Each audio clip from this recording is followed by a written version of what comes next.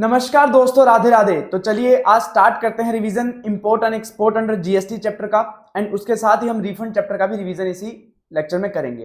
तो स्टार्ट करते हैं import and export under GST से। तो सबसे पहले अपन समझेंगे कि इंपोर्ट क्या होता है। जीएसटी में इंपोर्ट किसको बोलते हैं।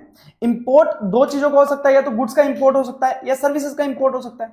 तो गुड्स की बात करें तो गुड्स में हम बोलते हैं कि अगर मैं आउट ऑफ इंडिया से गुड्स उठा के इंडिया में लेके आ रहा हूं, bringing goods into India from place outside India, out of India से इंडिया में अगर कोई गुड्स उठा के लेके आ रहा हूं, तो ऐसे केस में उसे क्या बोलेंगे, इंपोर्ट ऑफ गुड्स।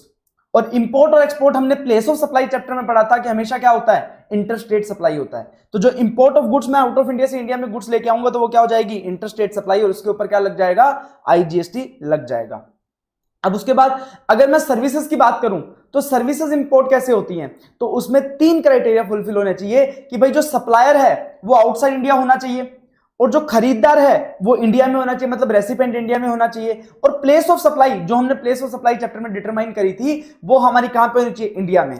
अगर ये तीनों कंडीशन फुलफिल होती हैं तो इसका मतलब वो क्या कहलाएगा, इंपोर्ट ऑफ सर्विस कहलाएगा, उसे बोलेंगे इंपोर्ट ऑफ सर्विस। और इंपोर्ट और एक्सपोर्ट हमेशा क्या होता है, इंटरस्टेट सप्लाई, तो इसके ऊपर भी क्या लग जाएगा, आईजीएसटी लग जाएगा। और इसको कैसे टैक्सेबल होगा उसका डिस्कशन हमने सप्लाई अंडर जीएसटी चैप्टर में किया था। क्या किया था हमने डिस्कशन कि भाई अगर हमने इंपोर्ट ऑफ सर्विस किया और सिर्फ कंसीडरेशन के लिए किया, मतलब कंसीडरेशन उसमें है, तो इसका मतलब कंसीडरेशन है तो वो टैक्सेबल होगा, और उसके ऊपर टैक्स पे करना पड़ेगा रेसिपिएंट को, ठीक है। और उसके साथ ही अगर उसको छोड़ दें, अगर कंसीडरेशन नहीं है उस इंपोर्ट ऑफ सर्विस में, तो हमें देखना पड़ेगा क्या ये बिजनेस के लिए है, और बिजनेस के लिए है और आपने रिलेटेड पर्सन से लिया है, अगर ये भी कंडीशन फुलफिल होती है तो भी उसे सप्लाई मान लिया जाएगा, भले ही उसमें कंसीडरेशन ना हो।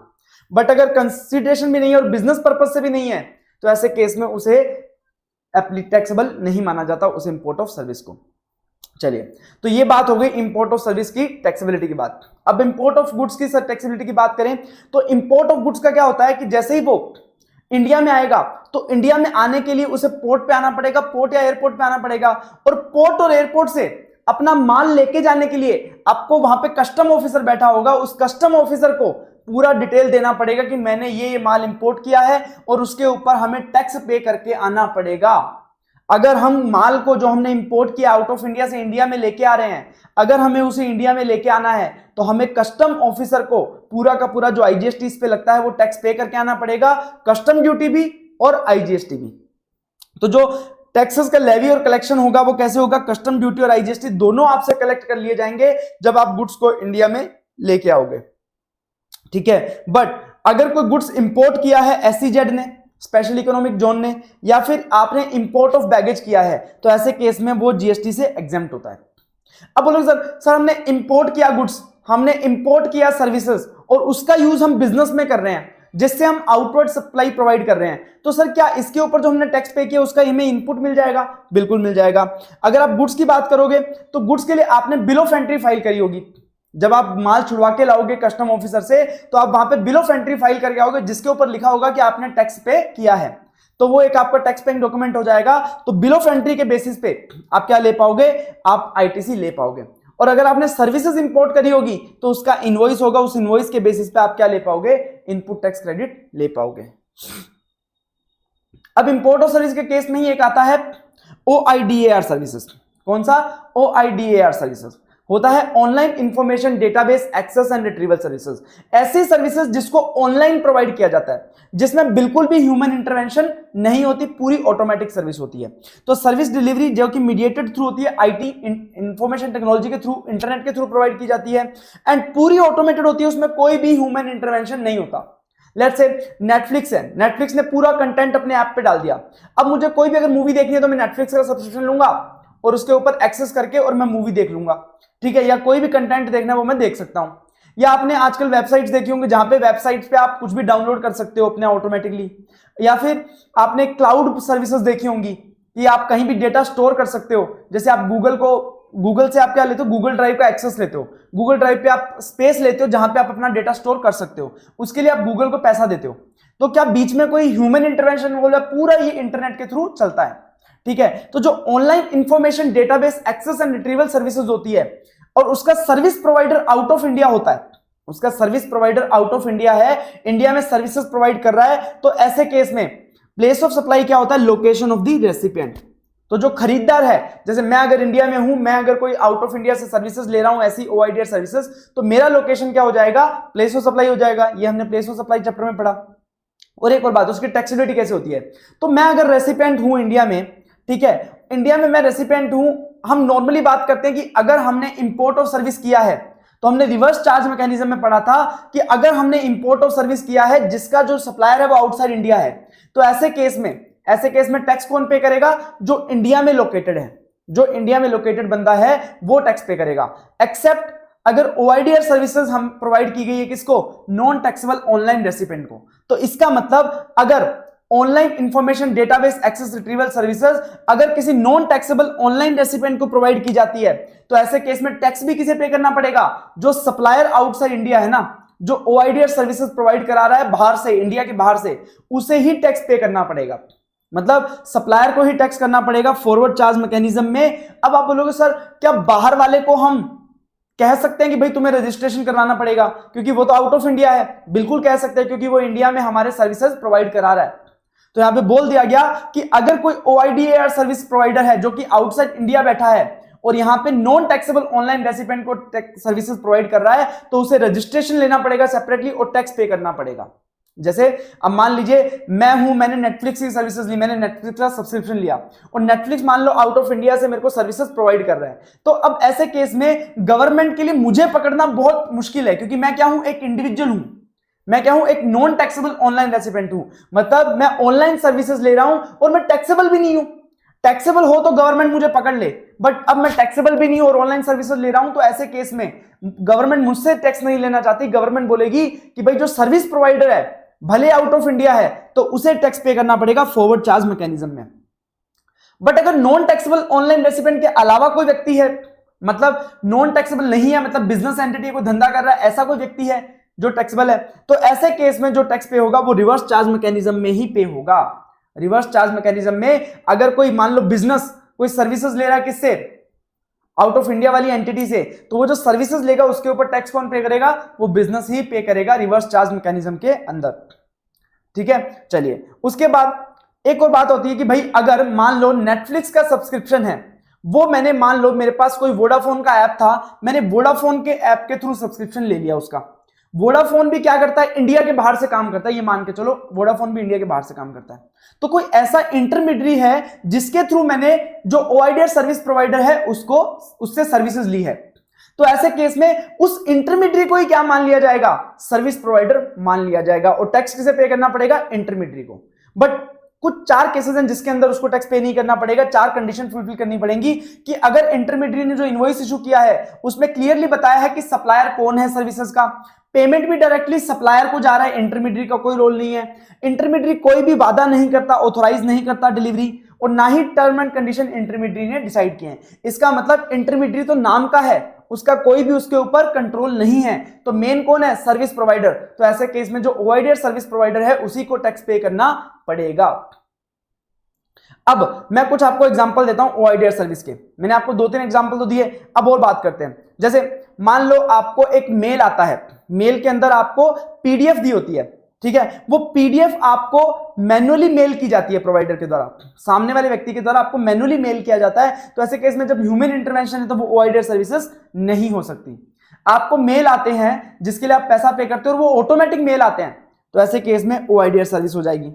अब आप वेबसाइट से कोई पीडीएफ ऑटोमेटिकली डाउनलोड कर सकते हो, तो यहां पे कोई ह्यूमन इंटरवेंशन इन्वॉल्व नहीं है, तो ऐसे केस में क्या हो जाएगी? ओआईडीआर सर्विस हो जाएगी।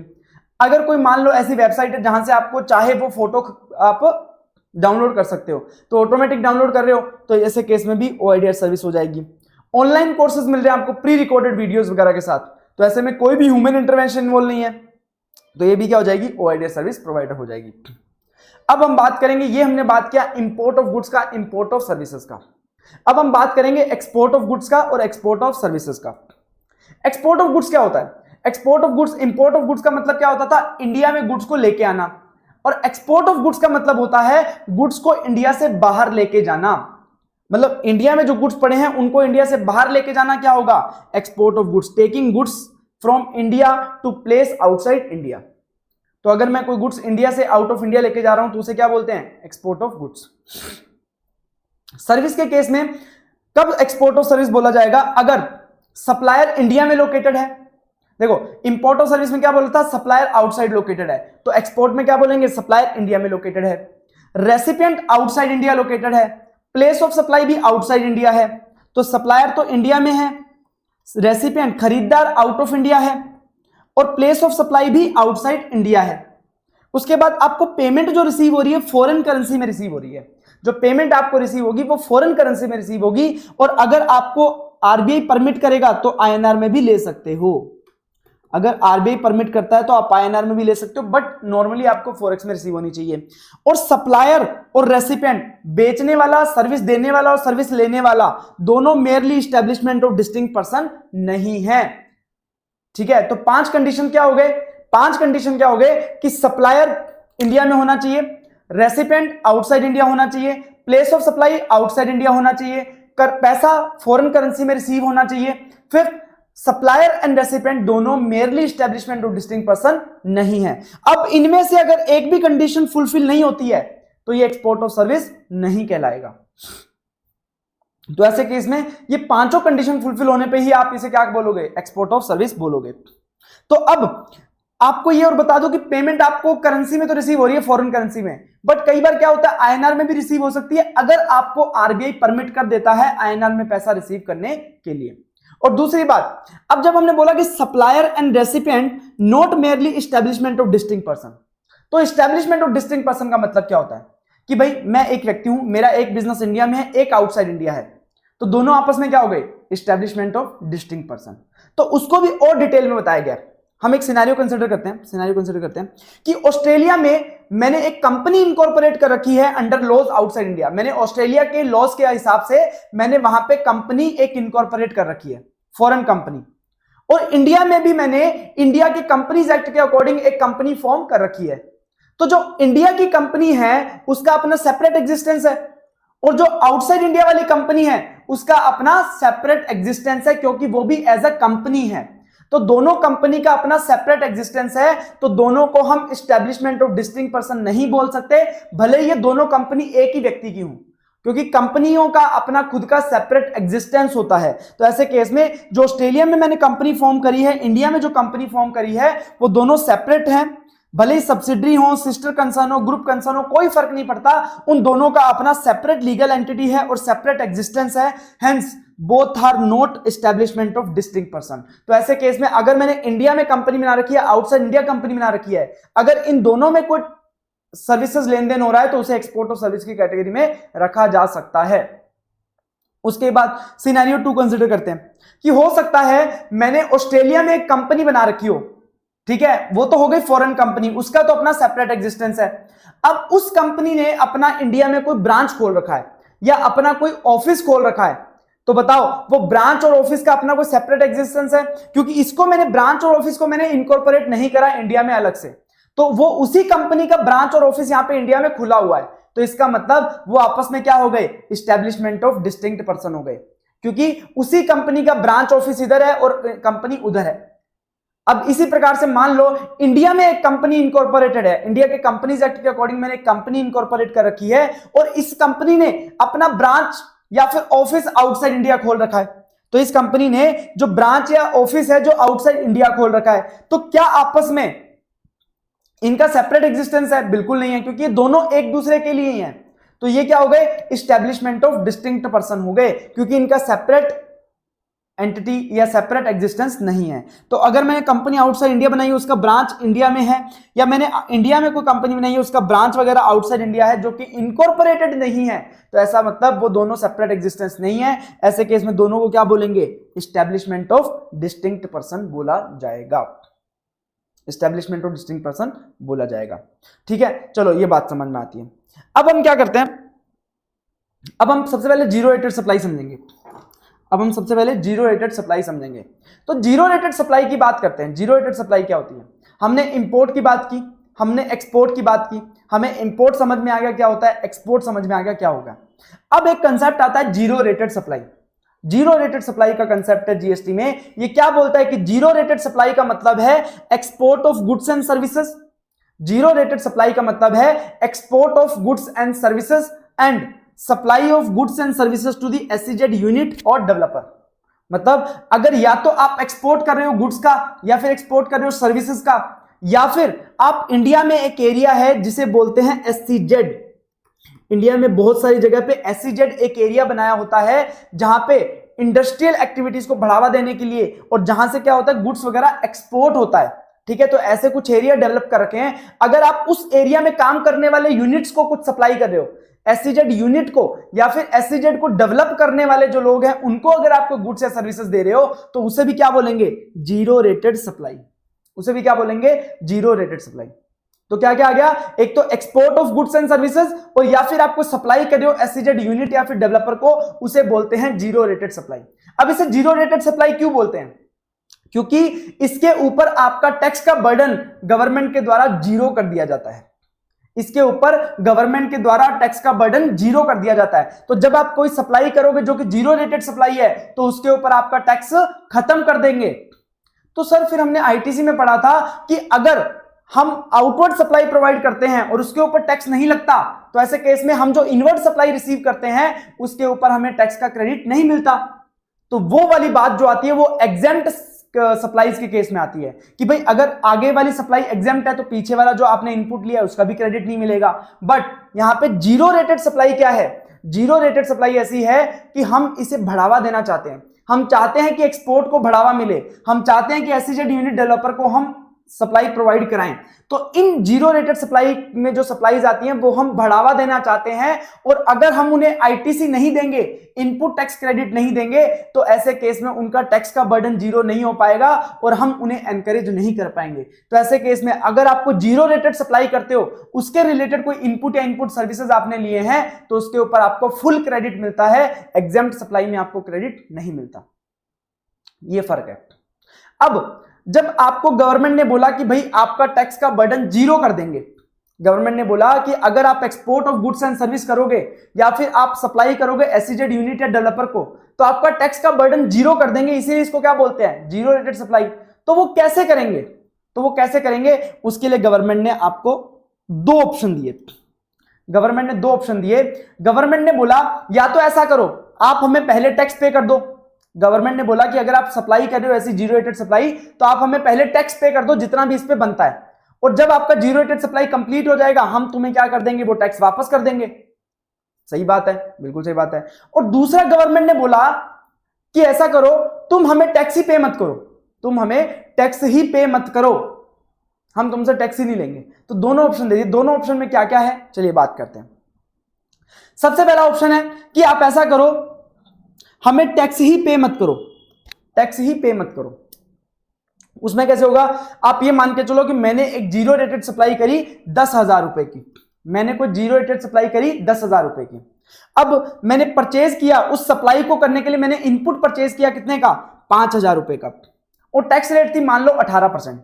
तो जब मैंने इनपुट परचेज किया होगा तो उसके ऊपर मैंने टैक्स पे किया होगा कितना? 5,000 रुपए पे 18% कितना हो जाएगा? 900 रुपए मैंने टैक्स पे किया होगा। तो मैंने टैक्स पे कर दिया इनपुट पे 900 रुपए, और सेल पे गवर्नमेंट ने मेरे को बोला कि तुम्हें टैक्स देने की जरूरत नहीं है, तो मैंने सेल पे कोई भी टैक्स नहीं दिया। तो मेरी जेब से कितना पैसा निकल गया? 900 रुपए निकल गया, क्योंकि मैंने जब इनपुट खरीदा तो उसके ऊपर मैंने टैक्स पे कर दिया 900 रुपए। पर गवर्नमेंट ने मुझसे वादा किया था कि मैं तुम्हारा टैक्स का बर्डन जीरो कर दूंगा।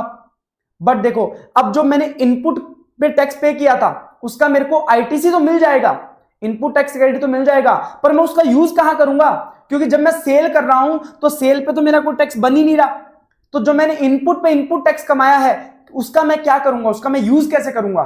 तो ऐसे केस में गवर्नमेंट ने बोला कि अगर तुम्हारा आईटीसी यूज नहीं हो पा रहा, इनपुट टैक्स पे जो तुमने इनपुट पे जो टैक्स पे किया था अगर वो यूटिलाइज नहीं हो पा रहा क्योंकि तुम्हारे पास टैक्स पे करने के लिए पेमेंट नहीं है, तो ऐसे केस में हम उसे क्या करेंगे? रिफंड कर देंगे। तो ऐसे केस में गवर्नमेंट ने बोला तुम्हें टैक्स पे करने की जरूरत नहीं है आउटपुट सप्लाई पे, और इनपुट पे जो तुमने टैक्स पे किया है वो हमें तुम क्या कर देंगे? रिफंड कर देंगे। तो वो 900 रुपए का मुझे रिफंड दे दिया जाएगा और मेरा टैक्स का बर्डन कितना कर दिया जाएगा? जीरो कर दिया जाएगा। इस प्रकार से यहां पे क्या होता है, अगर आप आउटपुट पे टैक्स पे नहीं करते हो तो ऐसे केस में आपको रिफंड मिल जाता है अनयूटिलाइज्ड आईटीसी का। अनयूटिलाइज्ड जो आपका एक्यूमुलेट हो गया आईटीसी आपके पास, आप यूज नहीं कर पा रहे हो, उसका पूरा का पूरा रिफंड दे दिया जाता है गवर्नमेंट के द्वारा। चलिए अब आता है तरीका कि सप्लाई विद आईजीएसटी पेमेंट। अब गवर्नमेंट बोलती है दूसरा तरीका कि तुम इस पे टैक्स पे कर दो, बाद में तुम्हें रिफंड दे देंगे उस टैक्स का। तो वो कैसे काम करेगा, चलिए देखते हैं। तो आपने 10,000 रुपए का सेल किया, तो 10,000 रुपए के ऊपर आपको टैक्स पे करना पड़ेगा। ध्यान रखना, नॉर्मली जब भी हम सेल करते हैं तो हम सामने वाले से टैक्स वसूल कर लेते हैं, सामने वाले से टैक्स रिकवर कर लेते हैं। बट यहां पे गवर्नमेंट ने बोला कि तुम टैक्स रिकवर नहीं कर सकते, टैक्स तुम्हें अपनी जेब से देना पड़ेगा। तो मैंने जेब से मेरा टैक्स दे दिया 1800 रुपए, तो payment of tax on sale कितना हो गया, 1800 रुपए मैंने टैक्स पे कर दिया। उसके बाद मैं जो आईटीसी मैंने ले रखा था, इनपुट टैक्स क्रेडिट, मैंने जो इनपुट पे टैक्स पे किया था, 5,000 रुपए का इनपुट खरीदा था, उसके ऊपर टैक्स आईटीसी लिया था, वो 900 रुपए यूज कर लूंगा, तो मेरे को गवर्नमेंट को 900 रुपए पे करना पड़ेगा। तो एक तो मेरे को गवर्नमेंट को 900 रुपए पे करना पड़ा, और 900 रुपए मुझे इनपुट खरीदने के लिए उसके ऊपर टैक्स पे करना पड़ा। तो टोटल मेरी जेब से कितना रुपया चला गया, 1800 रुपए। अब गवर्नमेंट मेरे को 1800 रुपए, जो मैंने आउटपुट पे टैक्स बना था, 10,000 रुपए की जो सेल करी थी उसके ऊपर जो टैक्स बना था, वो पूरा का पूरा रिफंड दे देगी और मेरा टैक्स का बर्डन कितना कर देगी, 0।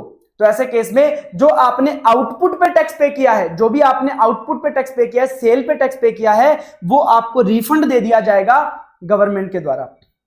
तो ये आपको ऑप्शन दिया जाता है। दोनों ही तरीके से गवर्नमेंट आपका जो टैक्स का बर्डन है वो क्या कर देगी, 0 कर देगी।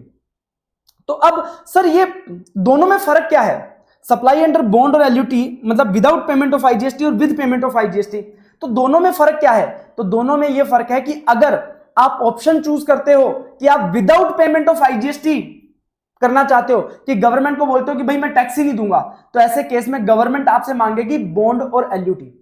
तब आपसे गवर्नमेंट क्या मांगेगी, बॉन्ड और एलयूटी। अब सबसे पहले समझ लेते हैं बॉन्ड और एलयूटी होता क्या है। देखो, एलयूटी होता है लेटर ऑफ अंडरटेकिंग। आप कोई भी अपने लेटर हेड पे या फिर कोई पेपर पे आप लिख के देते हो कि अगर मुझसे मैंने ये किया तो मैं उसका ये हर्जाना भरूंगा, मैं मतलब एक वादा करते हो एक लेटर हेड पे। और बॉन्ड क्या होता है, आप स्टैंप पेपर पे लिख के देते हो, स्टैंप पेपर पे वादा करते हो, तो उसे क्या बोलते हैं, बॉन्ड बोलते हैं। तो जब आप कोई नॉर्मल पेपर पे या लेटर हेड पे लिख के देते हो उसे बोलते हैं लेटर ऑफ अंडरटेकिंग, और अगर स्टैंप पेपर पे लिख के देते हो, कोई वादा करते हो, तो उसे बोलते हैं बॉन्ड। तो गवर्नमेंट क्या बोलती है कि देखो, एक्सपोर्ट ऑफ गुड्स के केस में, एक्सपोर्ट ऑफ गुड्स के केस में क्या होता क्या है, एक्सपोर्ट ऑफ गुड्स के केस में आप गुड्स को आउट ऑफ इंडिया लेके जाते हो, इंडिया से बाहर ले जाया जाता है गुड्स को। और एक्सपोर्ट ऑफ सर्विस के केस में, एक्सपोर्ट ऑफ सर्विस के केस में हमारे लिए इंपॉर्टेंट होता है कि फॉरेन करेंसी में पैसा रिसीव हो जाए, फॉरेन करेंसी में पैसा रिसीव हो जाए। अब गवर्नमेंट को डर लगता है कि कहीं तुमने टैक्स भी पे नहीं किया और उसके बाद गुड्स को आउट ऑफ इंडिया नहीं भेजा तो क्या होगा। अगर आपने टैक्स भी पे नहीं किया और बाद में फॉरेन करेंसी में पैसा भी नहीं आया, तो फिर तो गवर्नमेंट के साथ क्या हो गया, घपला हो गया, कि ना तो फॉरेन करेंसी आई और ना ही टैक्स मिल पाया, क्योंकि हमने टैक्स वेव ऑफ कर दिया, ना ही एक्सपोर्ट ऑफ गुड्स हुआ, फिर भी आपने टैक्स वेव ऑफ कर दिया। तो गवर्नमेंट आपसे क्या लेती है, एक बॉन्ड और एलयूटी साइन करवाती है, आपसे एक वादा साइन करवाती है कि अगर आपने सर्टेन टाइम पीरियड के अंदर अगर एक्सपोर्ट ऑफ गुड्स कंप्लीट नहीं किया, या फिर आपने सर्विसेज के लिए जो फॉरेन करेंसी आने वाला था वो रिसीव नहीं किया, तो ऐसे केस में जो भी आपने टैक्स का बेनिफिट लिया है वो आपको गवर्नमेंट को वापस करना पड़ेगा। तो जो आपने टैक्स पे नहीं किया था वो अब गवर्नमेंट को पे करना पड़ जाएगा विद इंटरेस्ट। तो गवर्नमेंट बोलती है कि जो एक्सपोर्टर होगा, अगर वो चाहता है बिना टैक्स पे किए हुए एक्सपोर्ट करना, तो ऐसे केस में उसे बॉन्ड और एलयूटी एग्जीक्यूट करना पड़ेगा, बॉन्ड और एलयूटी एग्जीक्यूट करना पड़ेगा बिफोर एक्सपोर्ट, एक्सपोर्ट करने से पहले। तो वो क्या लिखेगा उसमें कि अगर उसने 3 महीने के अंदर अंदर, इनवॉइस इशू करने के 3 महीने के अंदर अंदर अगर उसने गुड्स को इंडिया के बाहर नहीं भेजा, अगर गुड्स को इंडिया के बाहर नहीं भेजा, तो वो क्या करेगा, जो भी उसने टैक्स का बेनिफिट लिया था उसके साथ 18% इंटरेस्ट के साथ 15 दिन के अंदर अंदर, जैसे ही 3 महीने खत्म होंगे उसके 15 दिन के अंदर अंदर वो गवर्नमेंट को ये पैसा लौटाएगा, ये पैसा लौटाएगा। कि पहले तो टैक्स पे नहीं किया, और टैक्स पे नहीं किया और उसके बाद इनवॉइस इशू करने के बाद 3 महीने तक एक्सपोर्ट भी नहीं किया, गुड्स इंडिया के बाहर नहीं भेजा, तो गवर्नमेंट बोले पागल बना रहा है, तो ऐसे केस में जो हमने तेरे को पैसा दिया था वो वापस कर। उसके बाद सर्विस के केस में वो लिखेगा कि अगर मैं 1 साल तक, इनवॉइस बनाने के बाद 1 साल तक अगर मैंने पैसा कलेक्ट नहीं किया फॉरेन करेंसी में या फिर आरबीआई के परमिट करने पे रुपीस में, तो ऐसे केस में वो जो पैसा उसने टैक्स कलेक्ट किया, टैक्स नहीं पे किया था गवर्नमेंट को, अब टैक्स पे करेगा विद 18% इंटरेस्ट। ठीक है। और उसके बाद ध्यान रखना, अगर वो टैक्स इंटरेस्ट वगैरह पे नहीं करता है तो उससे जो विदाउट पेमेंट के जो जीएसटी करने की, मतलब उसका 3 महीने निकल गए, 1 साल निकल गए, और उसके बाद उसने अगर इंटरेस्ट और टैक्स पे नहीं किया डिफॉल्ट करने पे, तो ऐसे केस में गवर्नमेंट उसको आगे से विदाउट पेमेंट ऑफ टैक्स का ऑप्शन नहीं देगी, फिर उसे टैक्स पे करके ही एक्सपोर्ट करना पड़ेगा जब तक वो टैक्स और इंटरेस्ट पे नहीं कर देता। उसके बाद एलयूटी और बॉन्ड, मैंने एलयूटी बताया कि एलयूटी क्या होता है, एक लेटर हेड पे लिख के देना होता है, और बॉन्ड होता है एक स्टैम्प पेपर पे लिख के देना होता है। तो किसके लिए एलयूटी है और किसको बॉन्ड देना पड़ेगा, क्या दोनों देने पड़ेंगे या कोई एक देना पड़ेगा? तो ध्यान रखना, ऐसा कोई भी व्यक्ति जो कभी भी 2.5 करोड़ से कम के लिए प्रोसिक्यूट हुआ है, ऐसा व्यक्ति जो कभी भी 2.5 करोड़ से ज्यादा के लिए प्रोसिक्यूट नहीं हुआ, मतलब 2.5 करोड़ से ज्यादा का उसके ऊपर कोई इल्जाम नहीं लगा जीएसटी के द्वारा, तो ऐसे केस में उस व्यक्ति को एलयूटी की सुविधा दी जाएगी। उसे बोला जाएगा कि भाई तो अपने लेटर हेड पे भी लिख के दे दे, तो हम तुझ पे भरोसा करते हैं क्योंकि तेरे ऊपर कोई भी दाग नहीं है। बट अगर कोई भी व्यक्ति 2.5 करोड़ से ज्यादा के लिए कभी प्रोसिक्यूट हुआ है, इसका मतलब वो चोर आदमी है, तो ऐसे केस में उससे स्टाम्प पेपर पर साइन करवाएंगे, उससे बॉन्ड लेंगे। और एलयूटी जो इशू होता है वो पूरे साल के लिए, पूरे फाइनेंशियल ईयर के लिए वैलिड रहता है, जब तक कि कोई आपने डिफॉल्ट ना किया हो।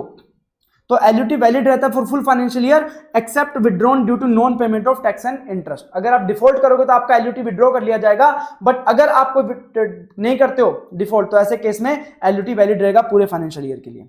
और अगर 2.5 करोड़ से ज्यादा के लिए आपको प्रोसिक्यूट किया गया कभी, तो आपको क्या प्रोवाइड कराना पड़ेगा, बॉन्ड। आप फिर एलयूटी प्रोवाइड नहीं कर सकते। और बॉन्ड के साथ हमेशा 15% अमाउंट क्या होता है, बैंक गारंटी होता है, कि कल को अगर बंदा मुकरे तो बैंक गारंटी से रिकवर कर लिया जा सके अमाउंट। और उसके बाद जो हमने बोला था कि अमाउंट फॉरेक्स में रिसीव होना चाहिए, तो अमाउंट फॉरेक्स में रिसीव होना चाहिए, इनवॉइस भले आईएनआर में हो, उससे कोई फर्क नहीं पड़ता। और दूसरी बात, अगर आपको नेपाल और भूटान को आपने एक्सपोर्ट किया है, नेपाल और भूटान में एक्सपोर्ट किया है, तो उसके केस में आपको आईएनआर में भी अगर अमाउंट रिसीव होता है, तो आरबीआई ने परमिट किया हुआ है कि नेपाल और भूटान से प्रोसीड्स रियलाइज किए जा सकते हैं आईएनआर के अंदर, बट वो रियलाइज हो जाने चाहिए फेमा के टाइम फ्रेम में। जो फेमा का टाइम फ्रेम है, गिवन टाइम फ्रेम है, उसके अंदर अंदर वो पैसा रिकवर हो जाना चाहिए। तो आरबीआई ने आपको परमिट कर रखा, आप आईएनआर में भी रिकवर कर सकते हो। और अगर आपने फेमा के टाइम फ्रेम में रिकवर नहीं किया, तो फिर आपको जो आपने बेनिफिट्स लिए थे वो आपको वापस करने पड़ेंगे गवर्नमेंट को। अब उसके बाद एक और बात बोलता है कि जैसे मान लो यूएसए से आपको कोई ऑर्डर आया, आप सॉफ्टवेयर बना के दोगे, आप एक सॉफ्टवेयर बना के दोगे जिसके लिए आप 10,000 यूएसडी चार्ज करोगे, 10,000 यूएसडी चार्ज करोगे, मतलब आपने एक्सपोर्ट ऑफ सर्विस किया है, आप एक्सपोर्ट ऑफ सर्विस कर रहे हो, सॉफ्टवेयर बना के दे रहे हो। अब आपने उसके लिए क्या किया, एक इंजीनियर को हायर किया, यूएसए के इंजीनियर को हायर किया। अब वो आपसे 2,000 यूएसडी चार्ज करेगा। तो ऐसे केस में आपने क्या किया, आपने अपने क्लाइंट से 2,000 रुपए डायरेक्टली किसको डलवा दिए, इंजीनियर को पड़वा दिए, और 8,000 रुपए आपने खुद ने रिसीव कर लिए, 8,000 यूएसडी आपने खुद ने रिसीव कर लिए। तो होता क्या है कि आप कभी कभी एक्सपोर्ट ऑफ सर्विस करते हो, तो उस केस में कई बार आपको कुछ इंपोर्ट भी करना पड़ता है उस एक्सपोर्ट करने के लिए। तो आपने एक्सपोर्ट करने के लिए अगर कुछ इंपोर्ट किया और आपने जो पेमेंट रिसीव किया इंडिया में, वो नेट पेमेंट रिसीव किया कितना, 8,000 यूएसडी, तो ऐसे केस में ये माना जाएगा कि भले आपको नेट प्रोसीड्स रियलाइज हुआ है, बट ये माना जाएगा कि आपको पूरा का पूरा 10,000 यूएसडी रिसीव हो गया, और आपको कोई भी जो टैक्स का बेनिफिट लिया होगा वो आपको रिवर्स करने की जरूरत नहीं पड़ेगी। वरना क्या होता कि यार आपको तो 8,000 यूएसडी रिसीव हुए हैं, पर 10,000 यूएसडी का आपने टैक्स बेनिफिट लिया था, तो आपको 2,000 यूएसडी पे टैक्स बेनिफिट वापस करना पड़ता। बट यहां पे ये माना जाएगा कि आपने पूरा का पूरा प्रोसीड्स है वो रियलाइज कर लिया है। ठीक है, जीरो रेटेड सप्लाई हमने डिस्कस किया। उसके बाद एक आता है डीम्ड एक्सपोर्ट। डीम्ड एक्सपोर्ट का कंसेप्ट आता है। अब डीम्ड एक्सपोर्ट क्या होता है, देखो नॉर्मली एक्सपोर्ट का मतलब क्या होता है कि गुड्स को इंडिया से बाहर लेके जाना, गुड्स को इंडिया से उठा के बाहर लेके जाना। बट गवर्नमेंट बोलती है कि कुछ केसेस में आप भले गुड्स को इंडिया से बाहर नहीं लेके जा रहे, तो भी हम उसे क्या मान लेंगे, एक्सपोर्ट। तो ऐसे केसेस को क्या बोलते हैं, डीम्ड एक्सपोर्ट। क्यों माना जाता है, क्योंकि हम जिसको सप्लाई करने वाले हैं ना, वो आगे जाके उसको एक्सपोर्ट करने वाला है। तो हम जिस व्यक्ति को सप्लाई करने वाले हैं वो उस गुड्स एंड सर्विसेज का यूज किस में करेगा, एक्सपोर्ट करने में करेगा। तो अल्टीमेटली अगर हम किसी एक्सपोर्ट करने वाले की सहायता कर रहे हैं, तो एक तरह से हम भी क्या कर रहे हैं, एक्सपोर्ट का काम कर रहे हैं। तो ऐसे केस में उसे डीम्ड एक्सपोर्ट बोला जाएगा। अब गवर्नमेंट ने बोला वो किस गवर्नमेंट ने कुछ नोटिफाइड कर रखे हैं, उन केसेस में डीम्ड एक्सपोर्ट बोला जाएगा, सब केसेस में नहीं बोला जाएगा।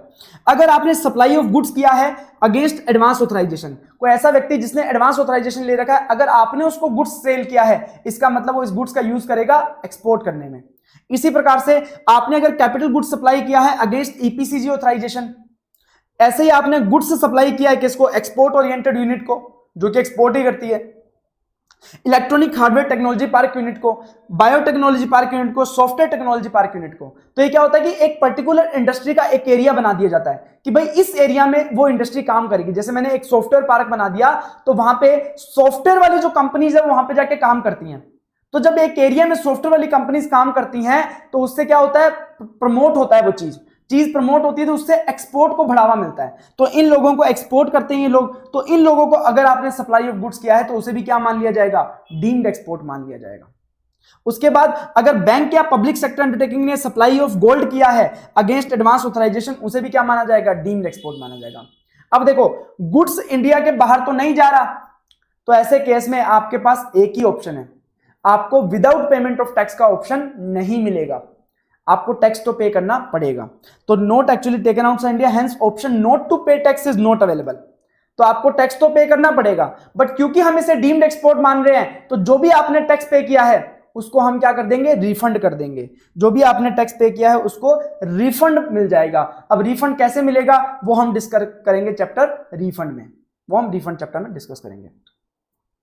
अब मर्चेंट एक्सपोर्ट की बात करते हैं। मर्चेंट एक्सपोर्ट क्या होता है, तो ये भी एक ऐसा कंसेप्ट है। मर्चेंट एक्सपोर्ट का कंसेप्ट क्या बोलता है कि देखो अगर मान लो कोई व्यक्ति है इंडिया में, मैन्युफैक्चरर या फिर ट्रेडर है, ए लिमिटेड मान लो, ठीक है, और एक मर्चेंट एक्सपोर्टर है। मर्चेंट एक्सपोर्टर किसे बोलते हैं, ऐसा व्यक्ति जो सिर्फ और सिर्फ क्या करता है, एक्सपोर्ट करता है। वो क्या करता है, इंडिया में सामान खरीदता है, इंडिया में सामान मैन्युफैक्चर हो, कोई ट्रेडर हो, उससे सामान खरीदता है और उस सामान को एक्सपोर्ट करता है। ऐसे व्यक्ति को क्या बोलते हैं, मर्चेंट एक्सपोर्टर, जिसका काम ही क्या है, एक्सपोर्ट करना। तो ऐसे केस में अगर कोई व्यक्ति किसी मर्चेंट एक्सपोर्टर को सप्लाई कर रहा है गुड्स की, अगर कोई मैन्युफैक्चरर या फिर ट्रेडर सप्लाई कर रहा है गुड्स की, किसको, मर्चेंट एक्सपोर्टर को, तो ऐसे केस में उसे बोला कि यार आप एक्सपोर्ट में सहायता कर रहे हो, आप एक्सपोर्ट में सहायता कर रहे हो, तो ऐसे केस में आपके लिए टैक्स रेट बहुत कम कर दी। कितनी टैक्स रेट, 0.05%, सीजीएसटी 0.05%, एसजीएसटी, इसका मतलब टोटल 0.1%, टोटल 0.1% का टैक्स ओनली, और वो भी आपको रिफंड मिल जाएगा, वो भी आपको रिफंड मिल जाएगा। अब क्या क्या कंडीशन फुलफिल करनी पड़ेंगी अगर इसका बेनिफिट लेना है मर्चेंट एक्सपोर्ट का, तो ये बताया गया कि पहली बात, जो मैन्युफैक्चरर और ट्रेडर से सामान खरीदा जा रहा है मर्चेंट एक्सपोर्टर के द्वारा, वो रजिस्टर होना चाहिए, और जो मर्चेंट एक्सपोर्टर है वो भी क्या होना चाहिए, रजिस्टर होना चाहिए। मतलब दोनों लोग क्या होने चाहिए, रजिस्टर होने चाहिए, ठीक है। और उसके बाद जो टैक्स इनवॉइस इशू करना पड़ेगा, जब भी सामान बेचा जाएगा किसी मैन्युफैक्चरर या ट्रेडर के द्वारा मर्चेंट एक्सपोर्टर को, तो उसे टैक्स इनवॉइस इशू करना पड़ेगा। और टैक्स इनवॉइस इशू होने के 90 दिन के अंदर अंदर मर्चेंट एक्सपोर्टर को ये माल क्या करना पड़ेगा, एक्सपोर्ट करना पड़ेगा, इंडिया से बाहर भेजना पड़ेगा 90 दिन के अंदर अंदर from the issue of tax invoice. और जो टैक्स इनवॉइस इशू किया जाएगा और उसके बाद जो इंडिया से बाहर भेजने के लिए शिपिंग बिल या फिर बिल ऑफ एक्सपोर्ट फाइल किया जाएगा, मतलब आउट ऑफ इंडिया भेजने के लिए कस्टम के पास जो बिल ऑफ एक्सपोर्ट या शिपिंग बिल फाइल किया जाएगा, उसके ऊपर जो मैन्युफैक्चरर या ट्रेडर से सामान खरीदा था उसका जीएसटीएन नंबर भी मेंशन होना चाहिए, और मर्चेंट एक्सपोर्टर का भी जीएसटीएन उस पर मेंशन करना पड़ेगा, तभी आपको उसका रिफंड मिलेगा। और रजिस्टर होना चाहिए विद एक्सपोर्ट प्रमोशन काउंसिल के साथ, तब जाके आपको मर्चेंट एक्सपोर्ट का बेनिफिट मिलेगा। तो अब देखो मर्चेंट एक्सपोर्ट क्या कर सकता है, जो भी ये टैक्स पे किया 0.5%, 0.5%, 0.05%, 0.05%, इसका क्या ले सकता है, आईटीसी क्लेम कर सकता है मर्चेंट एक्सपोर्टर, ठीक है। तो सिंपल सी बात है, और हो सके तो मैन्युफैक्चरर ट्रेडर भी इसका रिफंड ले सकता है, तो जो चाहे वो ले सकता है। तो ये तो बात हो गई हमारी इंपोर्ट एक्सपोर्ट चैप्टर की, ये तो हमने बात की इंपोर्ट और एक्सपोर्ट चैप्टर की। यहाँ पे हमने समझा कंसेप्ट, इंपोर्ट क्या होता है, एक्सपोर्ट क्या होता है, डीम्ड एक्सपोर्ट क्या होता है, जीरो रेटेड सप्लाई क्या होती है, मर्चेंट एक्सपोर्टर क्या होता है, ये सारी बातें हमने समझी। अब इसी को कंटिन्यू करेंगे हम रिफंड चैप्टर में। अब रिफंड चैप्टर में भी आपकी ये सारी चीजें काम में आने वाली हैं, ठीक है, इसलिए मैंने इसको इसके साथ करवाया।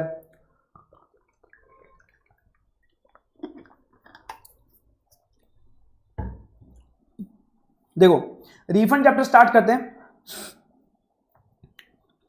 सबसे पहले डिस्कस करेंगे कि ऐसे कौन कौन से केसेस हैं जहां पे आपको रिफंड मिल जाता है, ऐसे कौन कौन से केसेस हैं, कौन कौन सी चीजें हैं जहां पे आपको रिफंड मिल जाएगा। तो हमने बात किया कि अगर हम एक्सपोर्ट करेंगे, अभी आपको मैंने दो एग्जांपल कराए, दो तरीके थे। अगर आपने एक्सपोर्ट करेंगे और उसके ऊपर आपने टैक्स पे किया है, आपने एक्सपोर्ट किया और उसके ऊपर आपने टैक्स पे किया है, तो ऐसे केस में जो भी आपने टैक्स पे किया था वो पूरा का पूरा आपको क्या मिल जाएगा, रिफंड मिल जाएगा। या जो भी आपने सप्लाई किया एसईजेड यूनिट डेवलपर को, इसका मतलब जीरो रेटेड सप्लाई किया जिसके ऊपर आपने टैक्स पे किया है, तो जो भी टैक्स आपने पे किया है वो आपको रिफंड मिल जाएगा। और उसके बाद अगर आपने विदाउट पेमेंट ऑफ आईजीएसटी किया है, विदाउट पेमेंट ऑफ टैक्स आपने एक्सपोर्ट कर दिया या फिर जीरो रेटेड सप्लाई कर दी, तो ऐसे केस में आपके पास जो आईटीसी इकट्ठा हो गया ना, आईटीसी आपके पास इकट्ठा हो गया है, तो उसका भी रिफंड आपको मिल जाएगा, रिफंड ऑफ अनयूटिलाइज्ड आईटीसी। और उसके बाद इन्वर्टेड ड्यूटी स्ट्रक्चर के केस में भी आपको अनयूटिलाइज्ड आईटीसी का रिफंड मिल जाएगा। देखो नॉर्मली मैं आपको बताता हूं, कभी भी आपके जो आपका क्रेडिट लेजर होता है उसके अगर अंदर कोई बैलेंस इकट्ठा हो जाता है इनपुट टैक्स क्रेडिट का, तो आप उसका रिफंड नहीं ले सकते, आप उसका रिफंड नहीं ले सकते, आपको उसे टैक्स पेमेंट करने में ही यूज करना पड़ेगा। बट उसके दो एक्सेप्शन हैं, दो केसेस में आपको रिफंड मिल जाता है। वो कौन से दो केसेस हैं? एक तो अगर आप एक्सपोर्ट कर रहे हो विदाउट पेमेंट ऑफ आईजीएसटी, आपने एक्सपोर्ट किया, पेमेंट नहीं किया उसके ऊपर जीएसटी का, तो आपके पास जो आईटीसी इकट्ठा हो गया उसका आपको रिफंड मिल जाता है। या फिर है inverted duty structure. Inverted duty structure क्या होता है समझाता हूं। जैसे मान लीजिए आप कोई जूते बनाते हो, आप शूज बनाते हो, शूज के ऊपर टैक्स रेट है 5%, और आप उस शूज को बनाने के लिए आप जो लेदर खरीदते हो, जो आप लेदर खरीदते हो, उस लेदर का जो टैक्स रेट है वो है 18%। तो आपने जब लेदर खरीदा होगा, जब आपने लेदर खरीदा होगा, मान लो आपने 50,000 रुपए का लेदर खरीदा, तो आपने टैक्स पे कर दिया 9,000 रुपए। अब इस 50,000 रुपए का आपने शूज बना के बेचे 80,000 रुपए के, और उसके ऊपर 5% टैक्स कितना आया, 4,000 रुपए। अब आप 8,000 रुपए, 9,000 रुपए की जो आपके पास इनपुट टैक्स क्रेडिट पड़ा है, जो आपने लेदर खरीदने पे टैक्स पे किया था, अब उसका यूटिलाइजेशन कर सकते हो टैक्स पेमेंट करने में। और टैक्स का पेमेंट कितना बनता है, सिर्फ 4,000। तो इसका मतलब 5,000 रुपए का जो इनपुट टैक्स क्रेडिट है वो तो आपके लेजर में पड़ा ही रह जाएगा। तो ऐसे केस में गवर्नमेंट ने बोला कि जब आपके आउटपुट की जो सप्लाई होती है उसके ऊपर टैक्स रेट कम होता है, देन इनपुट की टैक्स रेट, इनपुट जो आप खरीद रहे हो उसके ऊपर जो टैक्स रेट होती है उससे कम होता है। तो ऐसे केस में अगर आपका आईटीसी एक्यूमुलेट हो जाएगा तो उसका रिफंड हम आपको दे देंगे। उसके ऊपर हमने डीम्ड एक्सपोर्ट पढ़ा, तो डीम्ड एक्सपोर्ट में अगर आपने कोई टैक्स पे किया है तो उसका भी रिफंड मिल जाएगा। आपके इलेक्ट्रॉनिक कैश लेजर में, इलेक्ट्रॉनिक कैश लेजर होता है, इलेक्ट्रॉनिक कैश लेजर में आपने ज्यादा पैसा जमा करवा दिया, रिफंड लेना है तो वो भी आपको रिफंड मिल जाएगा। आपने किसी सप्लायर, किसी कस्टमर से एडवांस रिसीव कर लिया, और एडवांस जब सर्विसेज के केस में रिसीव होता है तो हमने पढ़ा था कि सर्विसेज पे एडवांस पे भी टैक्स लगता है, तो हमें जीएसटी जमा करवा दिया। अब वो सामने वाला कस्टमर बोला कि भैया हमारा एडवांस वापस करो, हमें कोई सप्लाई नहीं चाहिए, हमें कोई भी आपसे सप्लाई नहीं लेनी, तो हमने उसका एडवांस वापस कर दिया। तो ऐसे केस में जो गवर्नमेंट को टैक्स पे किया था वो भी तो वापस लेना पड़ेगा, तो उसका भी रिफंड आपको गवर्नमेंट दे देगी। उसके बाद मान लो आपने पे करना चाहिए था आपको आईजीएसटी, इंटरस्टेट सप्लाई था, बट आपने उसको इंट्रास्टेट सप्लाई समझ के सीजीएसटी और एसजीएसटी पे कर दिया। तो ऐसे केस में जब आप सही टैक्स पे कर दोगे, आप बाद में जब आपको रियलाइज हुआ कि अरे भाई आईजीएसटी पे करना था, तो जब आप आईजीएसटी पे कर दोगे तो आपको सीजीएसटी और एसजीएसटी जो आपने गलत तरीके से पे किया था उसका रिफंड आपको मिल जाएगा, एंड वाइस वर्सा। ठीक है। उसके बाद अगर कोई जजमेंट या डिक्री या कोई ऑर्डर आता है जो आपके फेवर में आ जाता है, कोर्ट ने कोई ऑर्डर प्रोवाइड किया और ऑर्डर आ गया टैक्स पेयर के फेवर में, तो ऐसे केस में अगर उसका कोई रिफंड बनता है तो वो भी गवर्नमेंट आपको रिफंड दे देगी। उसके बाद आपका प्रोविजनल असेसमेंट हुआ था, एक बार के लिए असेसमेंट कर दिया था, बट जब वो असेसमेंट फाइनल हुआ तो आपका टैक्स बना कम। पहले आपने 6 लाख रुपए टैक्स जमा करवा दिया था, अब आपका टैक्स बना 4 लाख रुपए। तो ऐसे केस में आपको 2 लाख रुपए का जो टैक्स है वो क्या दे दिया जाएगा, वापस दे दिया जाएगा, रिफंड दे दिया जाएगा। 2 लाख रुपए का टैक्स आपको रिफंड दे दिया जाएगा।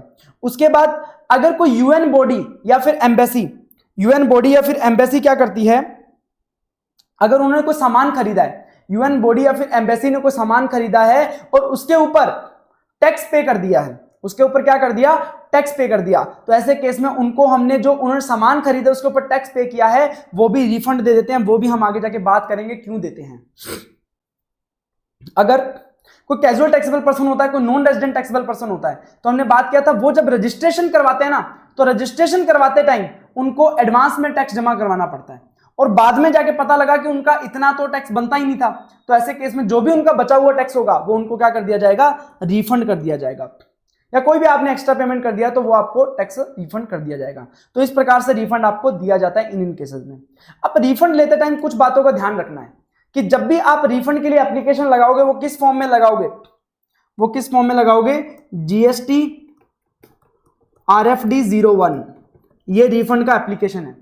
तो इसमें आपको एप्लीकेशन लगाना होता है और एप्लीकेशन आप तभी लगाना अगर आपका रिफंड का अमाउंट 1000 रुपए या 1000 रुपए से ज्यादा आ रहा हो। अगर आपका रिफंड का अमाउंट 1000 रुपए से कम है पर टैक्स हेड मतलब CGST का 1000 रुपए, SGST का 1000 रुपए, दोनों का मिला के 1000 से ऊपर जा रहा है तो भी मत अप्लाई करना। मतलब आपका कम से कम पर टैक्स हेड 1000 रुपए आपका रिफंड बनना चाहिए, तभी आप रिफंड के लिए अप्लाई करना, वरना आपको रिफंड नहीं दिया जाएगा। उसके बाद बट एक बात है कि आपका इलेक्ट्रॉनिक कैश लेजर में कोई अमाउंट पड़ा है उसका आपको रिफंड लेना है, तो ऐसे केस में आप 1000 रुपए से कम अमाउंट होगा तो भी आप अप्लाई कर सकते हो। 50, 60 रुपए, 100 रुपए, 150 रुपए, जितने आपको रिफंड लेना है उतना आप ले सकते हो, कोई दिक्कत वाली बात नहीं है। दूसरी बात, जब आप रिफंड के लिए अप्लाई करोगे तो उसके साथ आपको कुछ डॉक्यूमेंट प्रोवाइड करने पड़ेंगे। अब डॉक्यूमेंट क्यों प्रोवाइड करने हैं? प्रूफ करने के लिए कि जो आप रिफंड मांग रहे हो क्या आपका वास्तव में रिफंड बनता है, ये आपको प्रूफ करना पड़ेगा।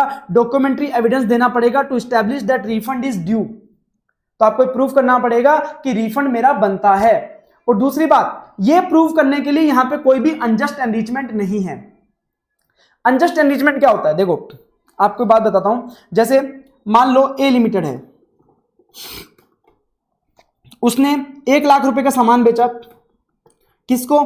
कंज्यूमर को, कोई भी कस्टमर होगा। अब उससे 1 लाख रुपए के ऊपर टैक्स भी वसूल कर लिया होगा, 1,18,000। तो ए लिमिटेड ने गवर्नमेंट को पैसा जमा करवाया 18,000 रुपए, जो कि इसने ऑलरेडी कंज्यूमर से कलेक्ट कर लिया टैक्स के नाम पे। तो मतलब टैक्स का बर्डन किस पे चला गया? कंज्यूमर के ऊपर, क्योंकि जेब से पैसा किसका गया? कंज्यूमर का। तो टैक्स का बर्डन किसने बोन किया है? कंज्यूमर ने। बट अगर इस 18,000 रुपए के रिफंड के लिए अगर ए लिमिटेड अप्लाई करेगा, अगर मान लो इस 18,000 रुपए के रिफंड के लिए गवर्नमेंट से ए लिमिटेड अप्लाई करेगा, तो गवर्नमेंट क्या बोलेगी कि भाई तुमने तो टैक्स दिया ही नहीं है। टैक्स किसने दिया है? इस कंज्यूमर ने दिया है 18,000 रुपए का, तो तुम्हारा तो टैक्स बनता ही नहीं है। इसका मतलब ए लिमिटेड क्या कर रहा है? कंज्यूमर ने जो 18,000 रुपए दिए थे उसका बेनिफिट उठा रहा है, मतलब किसी के लॉस से खुद का बेनिफिट कर रहा है, उसे बोलते हैं अनजस्ट एनरिचमेंट।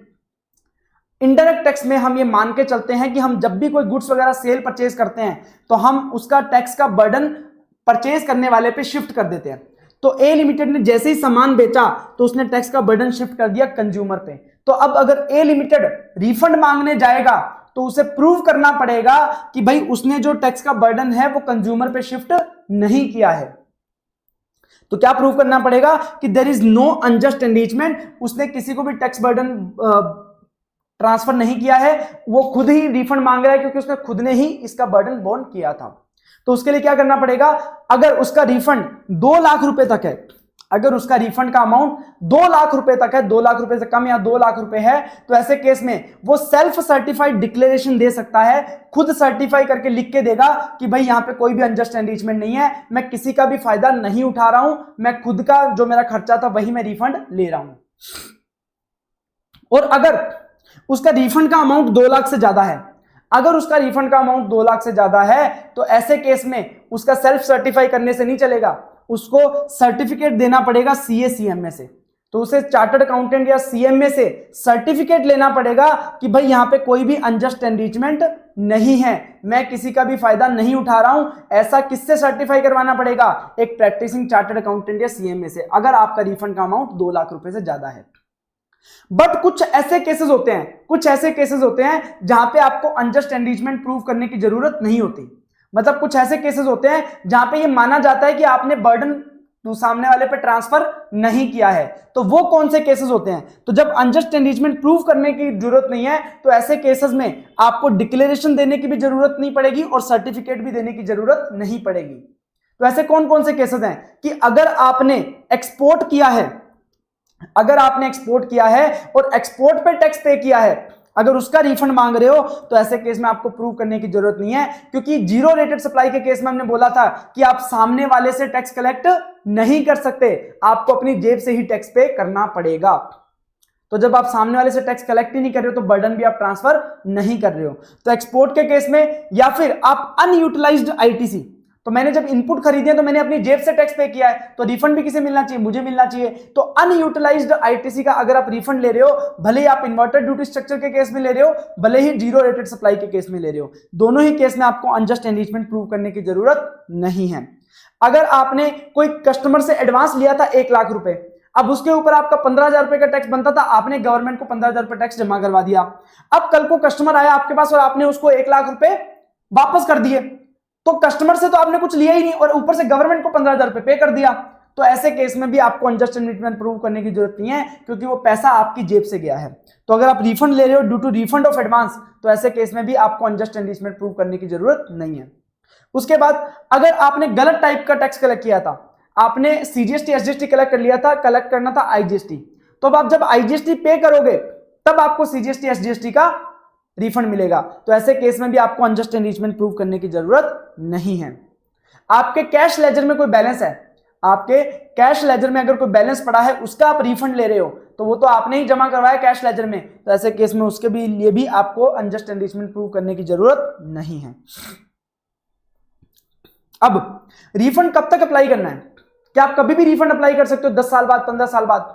गवर्नमेंट ने बोला कि आपको मैक्सिमम 2 साल के अंदर, from the expiry of 2 years, आपको रिलेवेंट डेट से 2 साल के अंदर अंदर आपको रिफंड के लिए अप्लाई करना पड़ेगा। और अगर आपने 2 साल के अंदर अप्लाई नहीं किया तो बाद में फिर आपको रिफंड नहीं मिलेगा।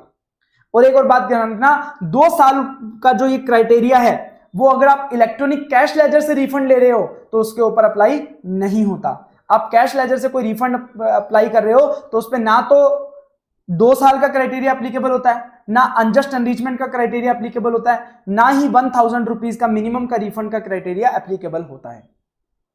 बाकी सब केसेस में आपको रिलेवेंट डेट से 2 साल के अंदर अंदर रिफंड के लिए अप्लाई करना पड़ेगा। अब रिलेवेंट डेट क्या होगी? हम 2 साल कहां से काउंट करेंगे? 2 साल काउंट करेंगे रिलेवेंट डेट से, और हर केस में रिलेवेंट डेट होगी अलग। तो बात करते हैं, अगर आपने गुड्स का एक्सपोर्ट किया है और उसके ऊपर आपको रिफंड लेना है तो उसके लिए रिलेवेंट डेट होगी अगर आपने शिप या एयरक्राफ्ट के थ्रू गुड्स को भेजा है तो जिस दिन वो इंडिया से चले जाएंगे, जिस दिन वो इंडिया छोड़ देंगे, या फिर जिस दिन अगर आपने ट्रक के थ्रू गुड्स भेजा है तो जिस दिन वो कस्टम फ्रंटियर को पास कर देगा, मतलब इंडिया से निकल जाएगा, उस दिन आपका क्या हो जाएगा? रिलेवेंट डेट हो जाएगा। और अगर आपने पोस्टल के थ्रू भेजा है, पोस्ट के थ्रू भेजा है, तो जिस दिन यहां से आपने डिस्पैच ऑफ गुड्स कर दिया उस दिन आपका क्या हो जाएगा? रिलेवेंट डेट हो जाएगा। तो कहने का मतलब, एक्सपोर्ट ऑफ गुड्स के केस में जब इंडिया छोड़ेगा गुड्स तो क्या होगा? Relevant date. और रिलेवेंट डेट के 2 साल के अंदर अंदर आपको क्या करना है? रिफंड अप्लाई करना है, वरना आपको रिफंड नहीं मिलेगा। अब सर्विस अगर आपने एक्सपोर्ट करी है, सर्विस आपने अगर एक्सपोर्ट करी है, तो ऐसे केस में date of receipt of payment, या तो आपको पेमेंट रिसीव हो गया या फिर date of invoice, whichever is later, तो या तो इनवॉइस हो गया हो या फिर पेमेंट हो गया हो, विच एवर इज, जो भी लेटर होगा वो आपका क्या हो जाएगा? रेलेवेंट डेट हो जाएगा। और वहां से आपके 2 साल काउंट होंगे, वहां से आपके 2 साल काउंट होंगे रिफंड के लिए। तो अगर आपका पेमेंट रिसीव हो गया या फिर इनवॉइस, दोनों में से जो भी लेटर होगा वहां से 2 साल आपके काउंट होंगे। उसके बाद अगर आप डीम्ड एक्सपोर्ट पे रिफंड लेना चाहते हो तो जो आपका रिटर्न फाइल करने का डेट है, जीएसटीआर 3B फाइल करने का डेट है, उस मंथ का, जिस मंथ के रिलेटेड आप बात कर रहे हो डीम्ड एक्सपोर्ट की, तो उस मंथ का जो डेट होगा फाइलिंग ऑफ एनुअल रिटर्न, तो उस केस में आपका क्या हो जाएगा? रिलेवेंट डेट हो जाएगा। अगर जजमेंट, डिक्री, ऑर्डर या डायरेक्शन, कोर्ट के जजमेंट, डिक्री, ऑर्डर या डायरेक्शन की वजह से आपको रिफंड मिल रहा है, तो जिस दिन वो डायरेक्शन आया था, जिस दिन वो जजमेंट, डिक्री, ऑर्डर आया था, तो वो आपका रिलेवेंट डेट हो जाएगा। अगर आप इन्वर्टेड ड्यूटी स्ट्रक्चर में अनयूटिलाइज्ड आईटीसी का रिफंड ले रहे हो, तो जिस पीरियड के रिलेटेड आप ये बात कर रहे हो उस पीरियड का date of filing of return, due date of filing of return आपका क्या हो जाएगा? रिलेवेंट डेट हो जाएगा। तो आप मान लो मार्च मंथ की बात कर रहे हो, मार्च मंथ के लिए आपने जो अनयूटिलाइज्ड आईटीसी है उसका रिफंड लेना है आपको इन्वर्टेड ड्यूटी स्ट्रक्चर के केस में, तो आप क्या करोगे? अप्रैल में जब मार्च की रिटर्न भरी जाती है 20 तारीख, जो ड्यू डेट है वो क्या हो जाएगी? आपकी रिलेवेंट डेट हो जाएगी। उसके बाद अगर आपका प्रोविजनल असेसमेंट फाइनलाइज होता है, उसकी वजह से आपका कोई रिफंड बनता है, तो जिस दिन प्रॉपर ऑफिसर ने उसको फाइनलाइज करके आपके असेसमेंट को आपका टैक्स एडजस्ट कर दिया, उस दिन आपका क्या हो जाएगा? रिलेवेंट डेट हो जाएगा। अगर सप्लायर के अलावा कोई व्यक्ति रिफंड ले रहा है, सप्लायर के अलावा मान लो कस्टमर रिफंड ले रहा है, तो ऐसे केस में जिस दिन उसे गुड्स और सर्विस रिसीव हुआ था उस दिन से उसको 2 साल के अंदर अप्लाई करना पड़ेगा। अगर कोई कॉन्ट्रैक्ट या एग्रीमेंट कैंसिल हो गया, उसकी वजह से रिफंड बन रहा है कि मतलब कॉन्ट्रैक्ट और एग्रीमेंट कैंसिल हो गया तो सर्विसेज नहीं प्रोवाइड कराई जाएंगी, तो इसकी वजह से क्या बनता है, रिफंड बनता है। तो उस रिफंड को अगर क्लेम किया जा रहा है तो वो जिस दिन अग्रीमेंट या कॉन्ट्रैक्ट कैंसिल हुआ है वहां से 2 साल के अंदर अंदर अप्लाई किया जा सकता है। या फिर इसके अलावा कोई केस है तो ऐसे केस में जिस दिन आपने टैक्स का पेमेंट किया है वहां से 2 साल के अंदर आप अप्लाई कर सकते हो। चलिए, तो ये तो हो गई रिलेवेंट डेट। अब इसके बाद हम बात करेंगे एक एक करके कौन कौन से केसेस में कैसे कैसे आपको रिफंड मिलेगा। प्रोसीजर की बात करेंगे, प्रोसेस की।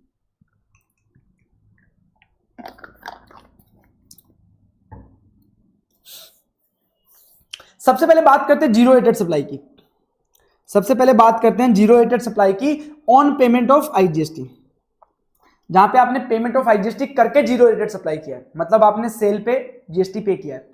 तो एग्जांपल मैंने आपको समझाया था अभी जब मैं आपको इंपोर्ट एक्सपोर्ट चैप्टर करवाया था कि जो भी आप टैक्स पे करोगे आउटपुट पे, तो आपका बर्डन जीरो करने के लिए गवर्नमेंट क्या करेगी, जो भी आपका आउटपुट पे टैक्स बनता है वो आपको क्या कर देगी, रिफंड कर देगी, वो आपको रिफंड दे देगी। तो आपका टैक्स बर्डन क्या हो जाएगा, जीरो हो जाएगा। तो आपको रिफंड क्या देना पड़ेगा, जो भी आपने सेल के ऊपर जीएसटी पे किया है वो पूरा का पूरा आपको रिफंड दे दिया जाएगा गवर्नमेंट के द्वारा। तो वो रिफंड दिया जाएगा। अब कैसे दिया जाएगा उसमें बोलते हैं। देखो, सबसे पहले हो सकता है कि आपने एक्सपोर्ट ऑफ गुड्स किया हो, आपने एक्सपोर्ट ऑफ गुड्स किया हो, तो अगर आपने एक्सपोर्ट ऑफ गुड्स किया है तो आपको रिफंड फाइल एप्लीकेशन अलग से फाइल करने की जरूरत नहीं है। आपको रिफंड एप्लीकेशन फाइल अलग से नहीं करनी पड़ेगी। ऐसे केस में जब आपका गुड्स कस्टम से निकल के इंडिया से बाहर जाएगा, यहां पे कस्टम ऑफिसर बैठा होगा और यहां से निकल के इंडिया से बाहर जाएगा, तो गुड्स को इंडिया से बाहर भेजने के लिए आप क्या फाइल करोगे, बिल ऑफ एक्सपोर्ट या फिर शिपिंग बिल फाइल करोगे। बिल ऑफ एक्सपोर्ट या फिर शिपिंग बिल फाइल करोगे जिसके ऊपर सब लिखा होगा कि इतना टैक्स है, क्या है, क्या गुड्स है। ये फाइल करोगे आप कस्टम ऑफिसर के पास। तो जब कस्टम ऑफिसर के पास ये बिल ऑफ एक्सपोर्ट या शिपिंग बिल आप फाइल करोगे ना, शिपिंग बिल या बिल ऑफ एक्सपोर्ट फाइल करोगे, उसे ही आपकी रिफंड की एप्लीकेशन मान लिया जाएगा। अगर आपने एक्सपोर्ट किया है विद पेमेंट ऑफ आईजीएसटी, अगर आपने एक्सपोर्ट ऑफ गुड्स किया है विद पेमेंट ऑफ आईजीएसटी, तो ऐसे केस में आपको सेपरेट रिफंड एप्लीकेशन फाइल करने की जरूरत नहीं है। आप सिर्फ शिपिंग बिल और बिल ऑफ एक्सपोर्ट जिस दिन फाइल करोगे उसे ही आपकी रिफंड एप्लीकेशन मान लिया जाएगा। उसके बाद अगर आपने जीरो रेटेड सप्लाई में और क्या आता है, अगर आपने एक्सपोर्ट ऑफ सर्विस किया या फिर supply to special economic zone किया या फिर स्पेशल इकोनॉमिक जोन के यूनिट या डेवलपर को सप्लाई ऑफ गुड्स किया या सप्लाई ऑफ सर्विस किया, ऐसे केस में आपको रिफंड की एप्लीकेशन लगानी पड़ेगी RFD 01 में, क्योंकि यहां पे कस्टम आपके बीच में नहीं आता, क्योंकि SEZ वाले जो लोग हैं वो भी इंडिया में हैं और एक्सपोर्ट ऑफ सर्विस करते टाइम तो कस्टम आएगा नहीं क्योंकि सर्विस तो दिखती नहीं है। तो ऐसे केस में आपको एक रिफंड एप्लीकेशन फाइल करना पड़ेगा इन फॉर्म GST RFD 01। तो आप रिफंड एप्लीकेशन फाइल करोगे, उसके साथ आपको क्या क्या डॉक्यूमेंट देने पड़ेंगे, प्रूव करना पड़ेगा कि आपका रिफंड बनता है। तो प्रूव करने के लिए आपको क्या करना है, जो भी आप इनवॉइसेस पे रिफंड मांग रहे हो, ऐसे इनवॉइसेस जिसके थ्रू आपने एक्सपोर्ट किया है और उस पे आप रिफंड मांग रहे हो, उसकी पूरी लिस्ट आपको प्रोवाइड करानी पड़ेगी। उसकी लिस्ट के साथ हमने एक्सपोर्ट ऑफ सर्विस के केस में बात किया था कि आपको जब फॉरेन करेंसी में पैसा रिसीव होता है तो उसे हम क्या मानते हैं, एक्सपोर्ट ऑफ सर्विस मानते हैं। तो ऐसे केस में अगर आपको रिफंड लेना है तो ऐसे केस में आपको उन्हें यह प्रूव करना पड़ेगा कि आपको पैसा फॉरेन करेंसी में रिसीव हुआ है। तो वो कैसे प्रूव होगा, तो जो बैंक आपके बिहाफ पे फॉरेन करेंसी में पैसा रिकवर करता है वो आपको बैंक रिकवरी सर्टिफिकेट इशू करता है and foreign inward remittance certificate issue करता है, जिसे बोलते हैं BRC या FIRC। ठीक है, ये सर्टिफिकेट इशू किए जाते हैं और आप जब रिफंड की एप्लीकेशन लगाओगे, प्रॉपर ऑफिसर से रिफंड मांगोगे, तो उसे आप BRC या FIRC प्रोवाइड करा देना, जिससे कि उसे भरोसा हो जाएगा कि आपने फॉरेन करेंसी में पैसा रिसीव कर लिया है और वो आपको रिफंड दे देगा in case of export of service. तो समझ में आया कि अगर एक्सपोर्ट ऑफ गुड्स है तो अलग से सेपरेट रिफंड एप्लीकेशन फाइल करने की जरूरत ही नहीं है। जो आपने शिपिंग बिल या बिल ऑफ एक्सपोर्ट फाइल किया वही आपका क्या हो जाएगा, एप्लीकेशन हो जाएगा। बट अगर आपने एक्सपोर्ट ऑफ सर्विस किया या फिर आपने SEZ यूनिट या डेवलपर को अगर सर्विस प्रोवाइड की है, तो ऐसे केस में आप क्या करोगे, रिफंड एप्लीकेशन फाइल करोगे, उसके साथ आप जिन जिन इनवॉइसेस पे आप रिफंड मांग रहे हो उसका पूरा डेटा प्रोवाइड कराओगे एंड उसके साथ आपको बैंक रियलाइजेशन सर्टिफिकेट या foreign inward remittance certificate provide कराना पड़ेगा, जो प्रूव है कि आपको फॉरेन करेंसी में पैसा रिसीव हो गया है। अब हम बात करते हैं डीम्ड एक्सपोर्ट की।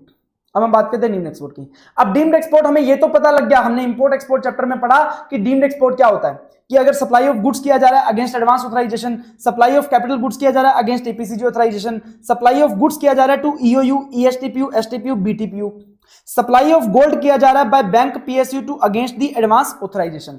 तो ऐसे केस में उसे क्या बोलते हैं, डीम्ड एक्सपोर्ट। और ऐसे केस में यह भी बोला जाता है कि टैक्स पे करना पड़ेगा और उस टैक्स का आपको रिफंड मिल जाएगा, उसका रिफंड मिल जाएगा। अब कैसे मिलेगा, फॉर एग्जांपल मैं आपको एक एग्जांपल के साथ ये कहानी बताता हूं पूरी। मान लीजिए ए लिमिटेड करके एक कंपनी है इंडिया में, ठीक है, जो नॉर्मल सप्लायर है। उसने क्या किया, एक ईओयू था, मान लो यहां पे ए लिमिटेड है, ठीक है, उसने गुड्स दिया किसको, एक एक्सपोर्ट ओरिएंटेड यूनिट को। और अगर आप एक्सपोर्ट ओरिएंटेड यूनिट को कोई सप्लाई करते हो गुड्स, तो वो क्या होता है, डीम्ड एक्सपोर्ट। तो यहां पे डीम्ड एक्सपोर्ट हो गया। तो यहां पे मान लो 1 लाख रुपए का गुड्स था प्लस 18,000 रुपए टैक्स होगा, तो 1,18,000 रुपए उसने रिकवर किया। अब इसमें से अब 18,000 रुपए गवर्नमेंट के पास चले गए टैक्स के। अब गवर्नमेंट क्या बोलती है कि आप चाहो तो ये एक्सपोर्ट ओरिएंटेड यूनिट क्या कर सकती है, इसका आईटीसी ले सकती है, या तो ईओयू क्या चाहती है, आईटीसी ले सकती है। अगर रेसिपिएंट आईटीसी नहीं लेता है तो ऐसे केस में जो सप्लायर है, सप्लायर क्या कर सकता है, इसका रिफंड ले सकता है। तो गवर्नमेंट ने बोला कि दो चीजें हैं, या तो रेसिपिएंट इसका आईटीसी ले ले, या तो रेसिपिएंट इसका आईटीसी ले ले या फिर रिफंड ले ले, या फिर अगर रेसिपिएंट आईटीसी नहीं ले रहा है तो ऐसे केस में सप्लायर इसका क्या ले सकता है, रिफंड ले सकता है। तो जब सप्लायर किसी डीम्ड एक्सपोर्ट वाली सप्लाई पे रिफंड क्लेम कर लेता है गवर्नमेंट से, तो उसे बोलते हैं 89(4)(a) का रिफंड, रूल 89(4)(a) का रिफंड बोलते हैं। देखो, अगर ए लिमिटेड ने सप्लाई किया 1,18,000 रुपए का गुड्स एक्सपोर्ट ओरिएंटेड यूनिट को, और एक्सपोर्ट ओरिएंटेड यूनिट ने उसका आईटीसी ले लिया, तो वो तो एक नॉर्मल ट्रांजैक्शन हो गई, नॉर्मल डोमेस्टिक सप्लाई जो अपन करते हैं। नॉर्मल भी हम जब डोमेस्टिक सप्लाई करते हैं सामने वाले को, तो सामने वाला उसका इनपुट टैक्स क्रेडिट ले लेता है जो भी उसने टैक्स पे किया है, तो ये तो नॉर्मल ट्रांजैक्शन हो गई। बट अगर एक्सपोर्ट ओरिएंटेड ये आईटीसी नहीं लेता है, तो ऐसे केस में सप्लायर को भी राइट दे दिया गया कि वो इसका रिफंड क्लेम कर सकता है जो 18,000 रुपए पे किए हैं। तो उसका जब रिफंड क्लेम करेगा वो किस रूल में करेगा, रूल 89(4)(a) में करेगा, रूल 89(4)(a) में करेगा। तो ये चीज याद रखना, ये आगे जाके अपने काम में आएगी नेक्स्ट टॉपिक में। तो क्या होगा कि जो टैक्स आपने पे किया उसका आपको रिफंड मिल जाएगा। और रिफंड कौन ले सकता है, या तो रेसिपिएंट ले सकता है या सप्लायर ले सकता है। और अगर सप्लायर रिफंड लेता है तो उसे बोलते हैं रूल 89(4)(a) का रिफंड। ठीक है, चलो ये वाली बात होगी डीम्ड एक्सपोर्ट की। अब हम बात करेंगे रिफंड ऑफ अनयूटिलाइज्ड आईटीसी। देखो, जो अनयूटिलाइज्ड आईटीसी होती है, जैसा कि मैंने आपको पहले बताया, ये दो ही केसेस में इसका रिफंड मिलता है। एक तो आपने अगर जीरो रेटेड सप्लाई की है विदाउट पेमेंट ऑफ टैक्स, या फिर आपने क्या किया है, इन्वर्टेड ड्यूटी स्ट्रक्चर वाली सप्लाई की है, इन्वर्टेड ड्यूटी सप्लाई किया है। अगर आपने जीरो रेटेड सप्लाई किया है तो इसका जो रिफंड कैलकुलेट होगा वो कैसे होगा, रूल 89(4) में कैलकुलेट होगा। ध्यान रखना, रूल 89(4), जीरो रेटेड सप्लाई पे अनयूटिलाइज्ड आईटीसी का रिफंड ले रहे हो तो रूल 89(4) यूज होगा, और इन्वर्टेड ड्यूटी सप्लाई पे अगर रिफंड दे रहे हो तो रूल 89(5) यूज होगा, रूल 89(5) यूज होगा। और हाँ, डीम्ड एक्सपोर्ट पे अगर लोगे तो रूल 89(4)(a) यूज होगा, रूल 89(4)(a) यूज होगा। तो सबसे पहले बात कर लेते हैं, जीरो रेटेड सप्लाई जो आपने विदाउट टैक्स किया है, उसके कारण अगर कोई एक्यूमुलेट हो गया आपका आईटीसी, तो उसका रिफंड आपको कितना मिलेगा और कैसे मिलेगा, कैसे उसे कैलकुलेट करेंगे, सबसे पहले उसकी बात कर लेते हैं। तो देखो, फॉर एग्जांपल, जो आपको मैंने एग्जांपल ये इंपोर्ट एक्सपोर्ट चैप्टर में करवाया था, कि जो भी आपने इनपुट पे टैक्स पे किया होगा वो आपका क्या हो गया होगा, एक्यूमुलेट हो गया होगा। क्यों? क्योंकि आपने सेल के ऊपर तो कोई टैक्स बनता ही नहीं है, सेल के ऊपर तो आपका कोई टैक्स बनता ही नहीं है, तो आपने जो इनपुट खरीदे होंगे उसके ऊपर जो टैक्स पे किया होगा वो आपका क्या हो गया होगा, एक्यूमुलेट हो गया होगा। तो उस एक्यूमुलेटेड आईटीसी का आपको क्या मिल जाएगा, रिफंड मिल जाएगा। अब यहां पे तो क्या है कि हम एक गुड्स बेच रहे हैं और एक ही गुड्स परचेज कर रहे हैं, तो अपने को पता है कि कितना अपना एक्यूमुलेट हो गया। बट नॉर्मल बिजनेस सिनेरियो में क्या होता है, एक ही व्यक्ति एक्सपोर्ट भी करता है, डोमेस्टिक सप्लाई भी करता है। देखा जाए तो मान लो ए लिमिटेड है, तो ए लिमिटेड ने एक्सपोर्ट भी किया होगा और डोमेस्टिक सप्लाई भी किया होगा,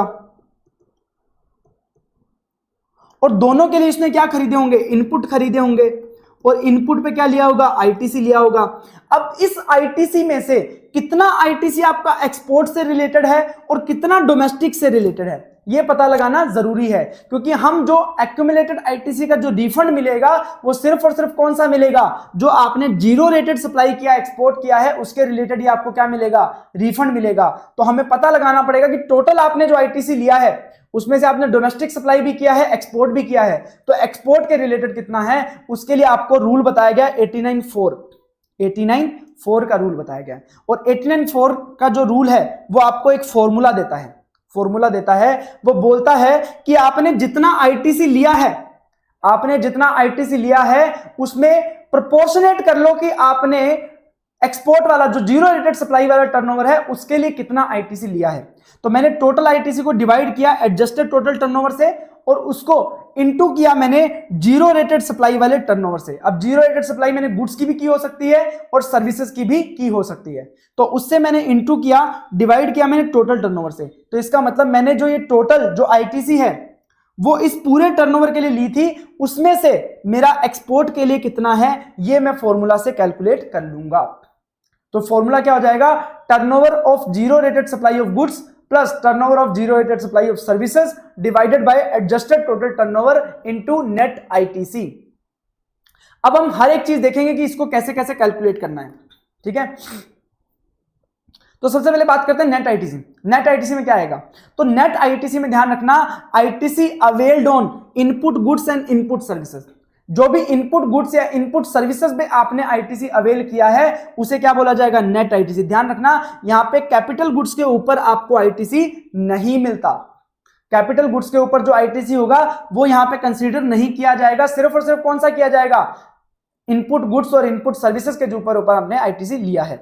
और दूसरी बात, ब्लॉक क्रेडिट यहां पे कंसीडर नहीं किया जाएगा। हमने बोला ऐसा आईटीसी जो कि अवेल किया जा सकता है, तो जो ब्लॉक क्रेडिट होता है वो एलिजिबल क्रेडिट नहीं होता, उसे अवेल नहीं किया जा सकता। तो अगर कोई ब्लॉक क्रेडिट है तो वो यहां पे कंसीडर नहीं किया जाएगा नेट आईटीसी के अंदर। उसके बाद ऐसे इनपुट और इनपुट सर्विसेज जो सिर्फ और सिर्फ किस में काम आ रहे हैं, एग्जेम्प्ट सप्लाई में काम आ रहे हैं।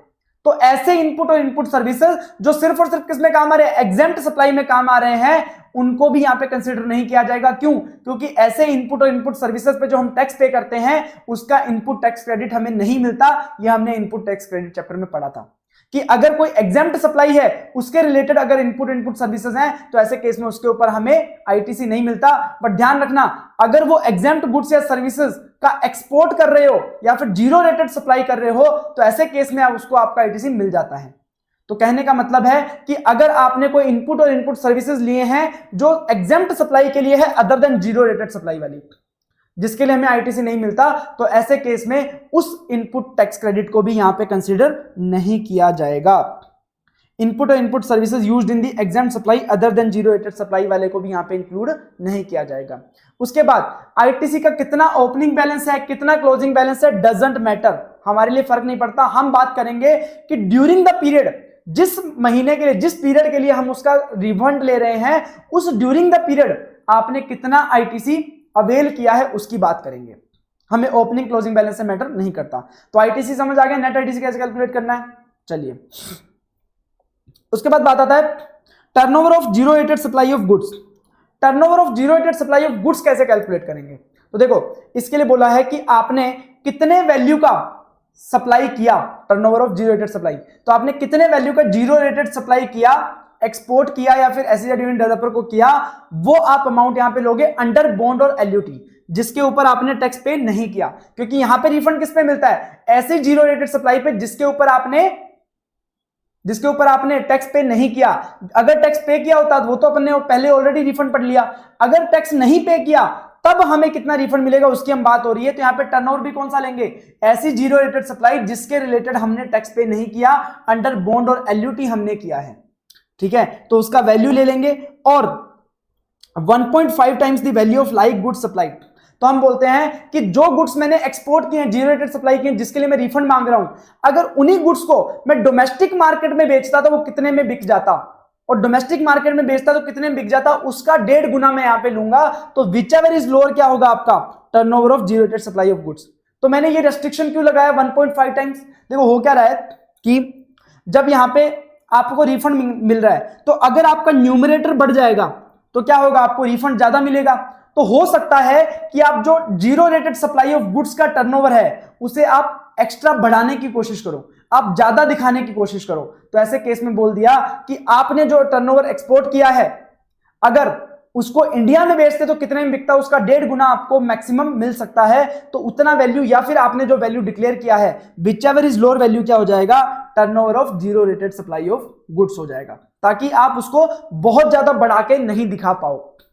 और वैल्यू क्या लेना है, value of zero rated supply कहां से मिलेगा, तो आपने इनवॉइस दिया होगा, तो इनवॉइस पे जो वैल्यू होगा आपके, या फिर जो आपने शिपिंग बिल या बिल ऑफ एक्सपोर्ट फाइल किया होगा एक्सपोर्ट करने के लिए, तो उस जो शिपिंग बिल या बिल ऑफ एक्सपोर्ट पे जो एफओबी वैल्यू होगा विच एवर इज लोअर, आपका क्या होगा, वैल्यू ऑफ सप्लाई हो जाएगा।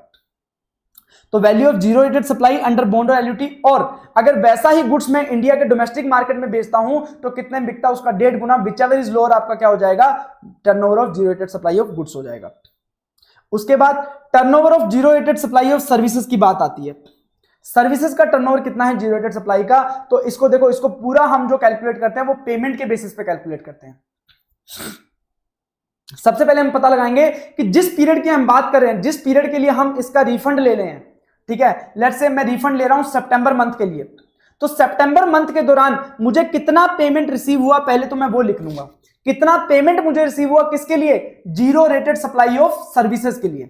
तो zero rated supply of services के लिए मुझे कितना पेमेंट रिसीव हुआ ड्यूरिंग द पीरियड। अब वो जो पेमेंट रिसीव हुआ होगा उसमें से कुछ पेमेंट ऐसा होगा जिसके लिए सप्लाई ऑफ सर्विस मैं कब करूंगा, बाद में करूंगा, जिसके लिए इस पीरियड में मैंने सितंबर में सर्विसेज प्रोवाइड नहीं कराई, जिसके लिए मैं सर्विसेज कब प्रोवाइड कराऊंगा, सितंबर के बाद प्रोवाइड कराऊंगा, बट पेमेंट मुझे आज रिसीव हो गया, तो ऐसे पेमेंट को मैं क्या कर दूंगा, लेस कर दूंगा, क्योंकि इसके रिलेटेड मैंने अभी तक सर्विसेज प्रोवाइड नहीं कराई है। और कुछ ऐसा पेमेंट हो सकता है जो पुराने मंथ्स में मिला हो, मान लो मेरे को जुलाई अगस्त में मिला हो और उसके लिए सर्विसेज मैंने अब सितंबर में प्रोवाइड कराई हो, सितंबर में कंप्लीट कर दी हो, तो ऐसे जो अमाउंट है उसको मैं क्या कर दूंगा, ऐड कर दूंगा। कहने का मतलब अगर कोई पेमेंट भी रिसीव हो गया है, पेमेंट भी रिसीव हो गया है प्लस सर्विसेज भी प्रोवाइड कर दी है, ऐसे अमाउंट को मैं क्या लूंगा, turnover of zero rated supply of service. तो कितना पेमेंट मुझे रिसीव हुआ है जीरो रेटेड सप्लाई करने के लिए इस मंथ में, और उसमें से कितना पेमेंट फ्यूचर सप्लाईज के लिए उसको लेस कर दूंगा, और कितना पेमेंट पहले ही रिसीव हो गया था, अगले टैक्स पीरियड्स में रिसीव हो गया था और सर्विसेज इस बार प्रोवाइड कराई उसे ऐड कर दूंगा। जो अमाउंट आएगा वो क्या हो जाएगा, turnover of zero rated supply of services. और उसके बाद बात आती है एडजस्टेड टोटल टर्नओवर की, एडजस्टेड टोटल टर्नओवर की। तो एडजस्टेड टोटल टर्नओवर क्या होगा, इसमें सारा टर्नओवर आ जाएगा। तो इसमें बोलता है टर्नओवर इन स्टेट और union territory excluding turnover of service. तो सर्विस की जो टर्नओवर है उसको हटा दो। तो सर्विस का टर्नओवर क्या सर, एडजस्टेड टोटल टर्नओवर लेना ही नहीं है सर, हमने न्यूमरेटर में तो लिया था, डिनोमिनेटर में क्यों नहीं ले रहे हैं। तो इसको अलग से बोला गया है कि जो zero rated supply of service होगा turnover, zero rated supply of service का जो टर्नओवर होगा वो जो हमने ऊपर कंसीडर किया है पेमेंट के बेसिस पे, उसे ही डिनोमिनेटर में भी कंसीडर किया जाएगा, एडजस्टेड टोटल टर्नओवर में भी कंसीडर किया जाएगा। एंड जीरो रेटेड सप्लाई के अलावा कोई भी अगर सर्विस होगी, डोमेस्टिक सर्विसेज प्रोवाइड की गई हैं, तो उसको भी टोटल टर्नओवर में कंक्लूड किया जाएगा। पर ध्यान रखना, कोई भी टैक्सेस होते हैं जीएसटी वाले, तो जीएसटी वाले टैक्सेस को कभी भी टर्नओवर में नहीं लिया जाता। अगर कोई इनवर्ड सप्लाईज है अंडर रिवर्स चार्ज मैकेनिज्म, कोई इनवर्ड सप्लाई परचेज किया है जिसपे रिवर्स चार्ज मैकेनिज्म में टैक्स पे कर रहे हैं, वो भी आपका टर्नओवर का पार्ट नहीं होता। अब हम यहां पे कुछ और चीजें भी लेस करेंगे, हम यहां पे एग्जेम्प्ट सप्लाई को कंसीडर नहीं करेंगे। Value of exempt supply other than zero rated supply हम यहां पे कंसीडर नहीं करेंगे। अगर exempt supply zero rated supply है तो कोई दिक्कत वाली बात नहीं है, बट अगर जीरो रेटेड सप्लाई नहीं है तो उसे हम एडजस्टेड टोटल टर्नओवर में कंसीडर नहीं करेंगे। क्यों नहीं करेंगे, देखो मुझे एक बात बताओ, जब हमने फॉर्मूला में नेट आईटीसी कंसीडर किया था, आईटीसी कंसीडर किया था, तो उस आईटीसी में ऐसा इनपुट और इनपुट सर्विसेज नहीं आते जो सिर्फ और सिर्फ किसके लिए हैं, एग्जेम्प्ट सप्लाई के लिए हैं। तो इसका मतलब हम टर्नओवर में भी उस एग्जेम्प्ट सप्लाई को नहीं लेना चाहिए, वरना वो गलत चीज होगी। तो जब हम आईटीसी एग्जाम सप्लाई से रिलेटेड नहीं ले रहे हैं तो उसका टर्नओवर भी एग्जाम सप्लाई से रिलेटेड हमें नहीं लेना चाहिए। तो एग्जाम सप्लाई से रिलेटेड टर्नओवर यहां पे टोटल टर्नओवर में नहीं आएगा। ठीक है, ये आपका फॉर्मूला बिल्ट होता है। अब इस प्रकार से अपने को समझ में आ गया कि अपने को सारे अमाउंट मिल गए। नेट आईटीसी कैसे कैलकुलेट होगा, turnover of zero rated supply of goods कैसे होगा, turnover of zero rated supply of service कैसे होगा, एडजस्टेड टोटल टर्नओवर कैसे होगा। अब मुझे एक बात समझानी है, अब मुझे आपको एक बात समझानी है। लेट्स से एक और एडजस्टमेंट है जो आपका काम में आएगा कि राम है, ठीक है, राम ने श्याम को, एक श्याम लिमिटेड है जो कि है एक्सपोर्ट ओरिएंटेड यूनिट, जो कि है एक्सपोर्ट ओरिएंटेड यूनिट। तो अब यहां पे क्या हो गया, डीम्ड एक्सपोर्ट हो गया, क्या हो गया, डीम्ड एक्सपोर्ट हो गया, ठीक है। अब डीम्ड एक्सपोर्ट के केस में अगर मान लो 1 लाख रुपए का उसने सप्लाई किया प्लस 18,000 रुपए का टैक्स पे किया होगा। अब अगर इस 18,000 रुपए का आईटीसी ले लेता है ईओयू, रेसिपिएंट आईटीसी ले लेता है, रेसिपिएंट टेक आईटीसी। अब रेसिपिएंट ने अगर आईटीसी ले लिया, डीम्ड एक्सपोर्ट के केस में अगर रेसिपिएंट ने आईटीसी ले लिया तो ऐसे केस में इसे क्या माना जाएगा, एक नॉर्मल ट्रांजैक्शन माना जाएगा कि नॉर्मल जो डोमेस्टिक ट्रांजैक्शन होती है, डोमेस्टिक ट्रांजैक्शन क्या होता है, मैं सेल करता हूं, सामने वाला उसका आईटीसी ले लेता है जो भी टैक्स पे किया है, तो इसे नॉर्मल डोमेस्टिक ट्रांजैक्शन की तरह है। जैसे डोमेस्टिक ट्रांजैक्शन को देखो, turnover of zero rated supply of goods में कंसीडर नहीं किया जाता, नहीं करेंगे, turnover zero rated supply of service में कंसीडर नहीं किया जाता तो उसे भी कंसीडर नहीं करेंगे डीम्ड एक्सपोर्ट वाली ट्रांजैक्शन को। बट हाँ, टर्नओवर में कंसीडर किया जाता है उसको, एडजस्टेड टोटल टर्नओवर में डोमेस्टिक सप्लाई को भी कंसीडर किया जाता है। और नेट आईटीसी में भी जो हमने जो भी इनपुट और इनपुट लिए हैं वो सारे कंसीडर किए जाते हैं, तो उसके जो आईटीसी होगा वो भी कंसीडर किया जाएगा। ये तो बात हो गई क्लियर। अब अगर मान लो रेसिपिएंट आईटीसी नहीं लेता है, अगर रेसिपिएंट आईटीसी नहीं लेता है तो ऐसे केस में रिफंड कौन लेगा, refund taken by supplier, refund taken by supplier जिसे बोलते हैं 89(4)(a) का, और इसी प्रकार से एक 89(4)(b) भी होता है। तो 89(4)(a)(4)(b) में अगर रिफंड ले लिया किसने, सप्लायर ने, तो जब सप्लायर ने रिफंड ले चुका है उस बात पे, मुझे एक बात बताओ, जब किसी चीज का रिफंड एक बार सप्लायर को अलग से मिल चुका है, जिस चीज का आपको एक बार रिफंड अलग से मिल चुका है, क्या आपको वापस उसका रिफंड मिलना चाहिए, नहीं मिलना चाहिए। तो इस चीज के लिए हम ये वाला जो इस सप्लाई से रिलेटेड पूरा का पूरा अमाउंट है ना, वो पूरे फॉर्मूला से ही हटा देंगे।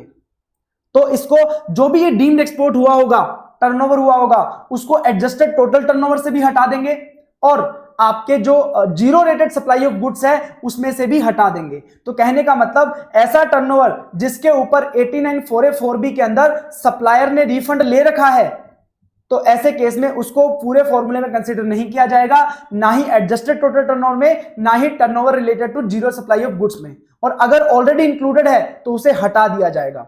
और उसके साथ ही इस सप्लाई को करने के लिए, इस सप्लाई को करने के लिए जो हमने इनपुट टैक्स पे किया है, जो हमने इनपुट और इनपुट गुड्स या सर्विसेज पे जो हमने इनपुट टैक्स पे किया है, उसे भी इनपुट नेट आईटीसी में से हटा दिया जाएगा, क्योंकि हम उसका जब टर्नओवर नहीं ले रहे तो नेट आईटीसी में भी उसको नहीं ले सकते हैं। तो देखो, नेट आईटीसी की जो डेफिनेशन है उसमें एक पॉइंट है कि अगर सप्लायर ने ऑलरेडी अवेल कर लिया benefit of refund under section 89(4)(a)(4)(b) तो same ITC on same shall not be considered in the net ITC.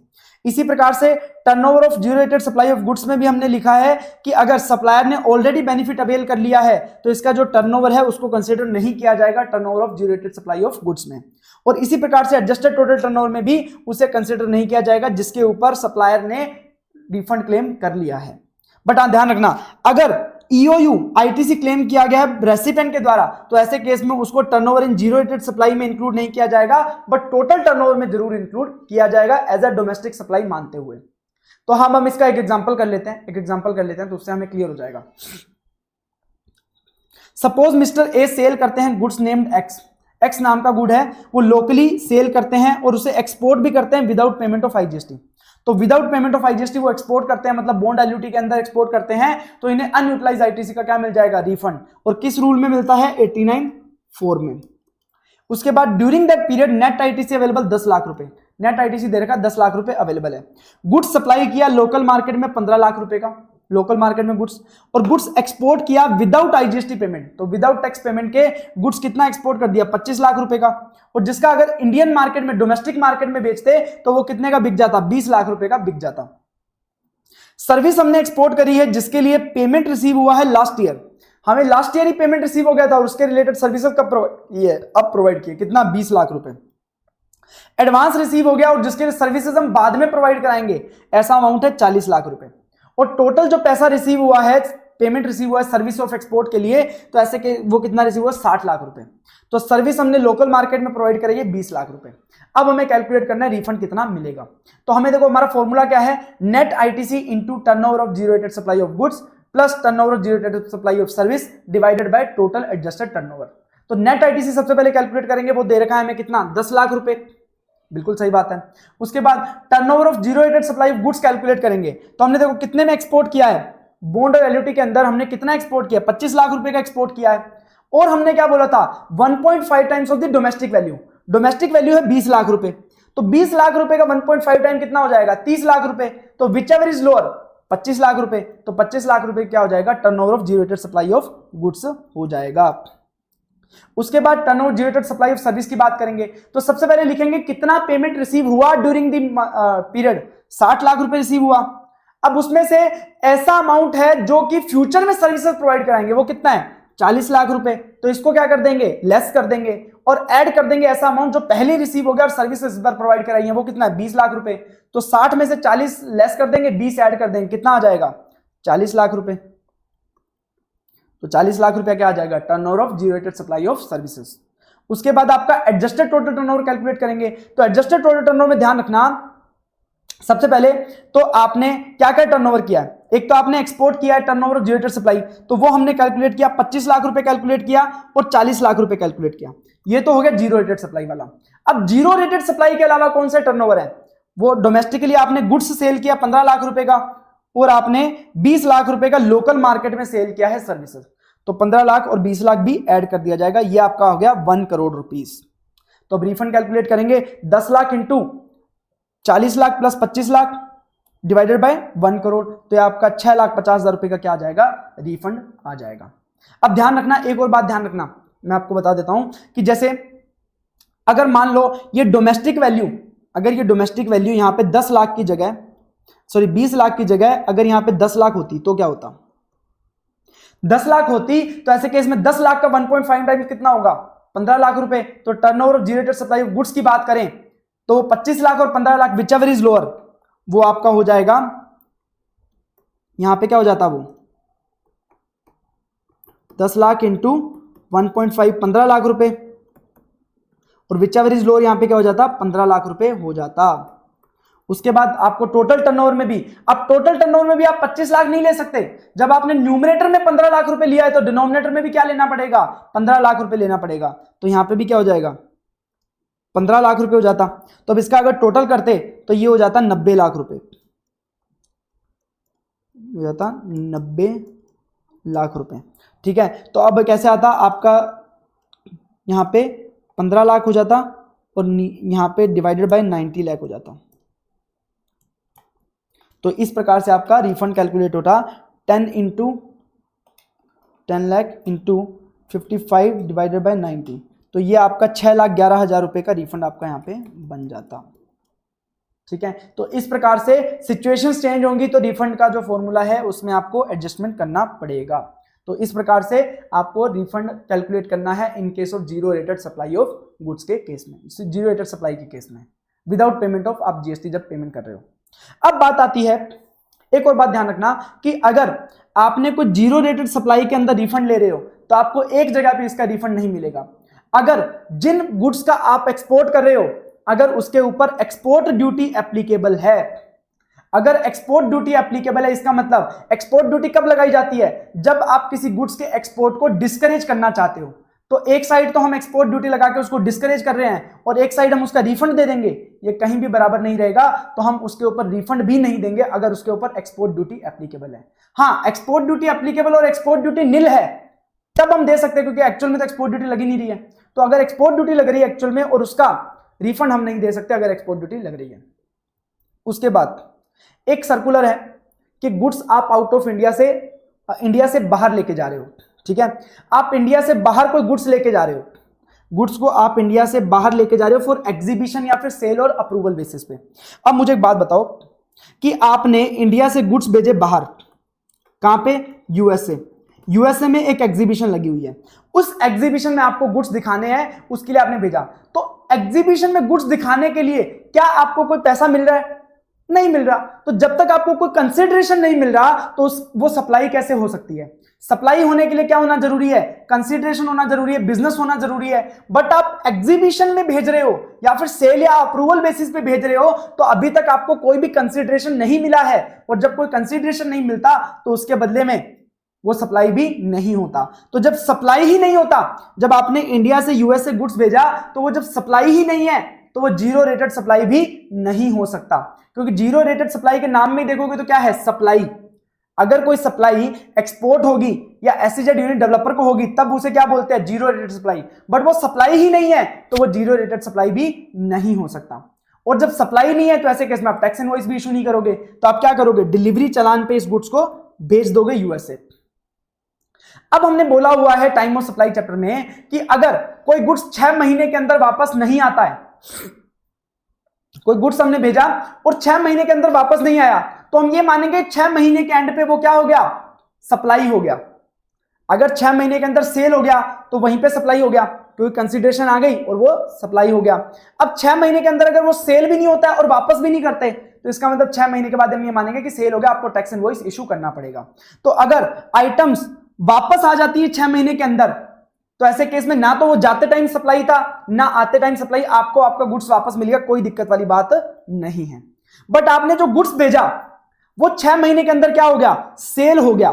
तो जैसे ही वो सेल हो जाएगा, तो सेल होते ही आपको क्या करना पड़ेगा? टैक्स इनवॉइस इशू करना पड़ेगा, क्योंकि जैसे ही आपको कंसिडरेशन मिलेगा तो वो क्या हो जाएगा? सप्लाई हो जाएगा और आपको टैक्स इनवॉइस इशू करना पड़ेगा।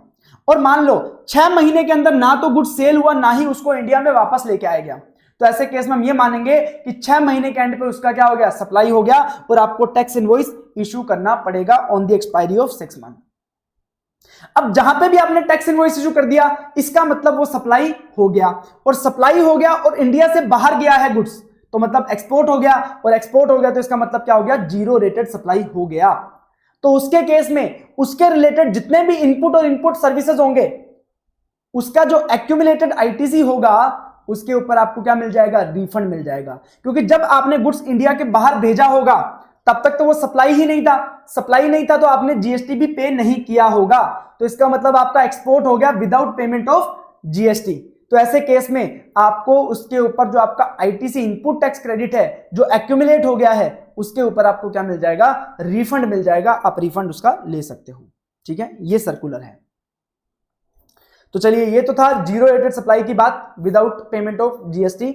अब हम बात करेंगे एक्यूमुलेटेड आईटीसी का refund in case of inverter duty structure. In case of inverter duty structure, तो उसके लिए मैं आपको एग्जांपल के साथ समझाऊंगा।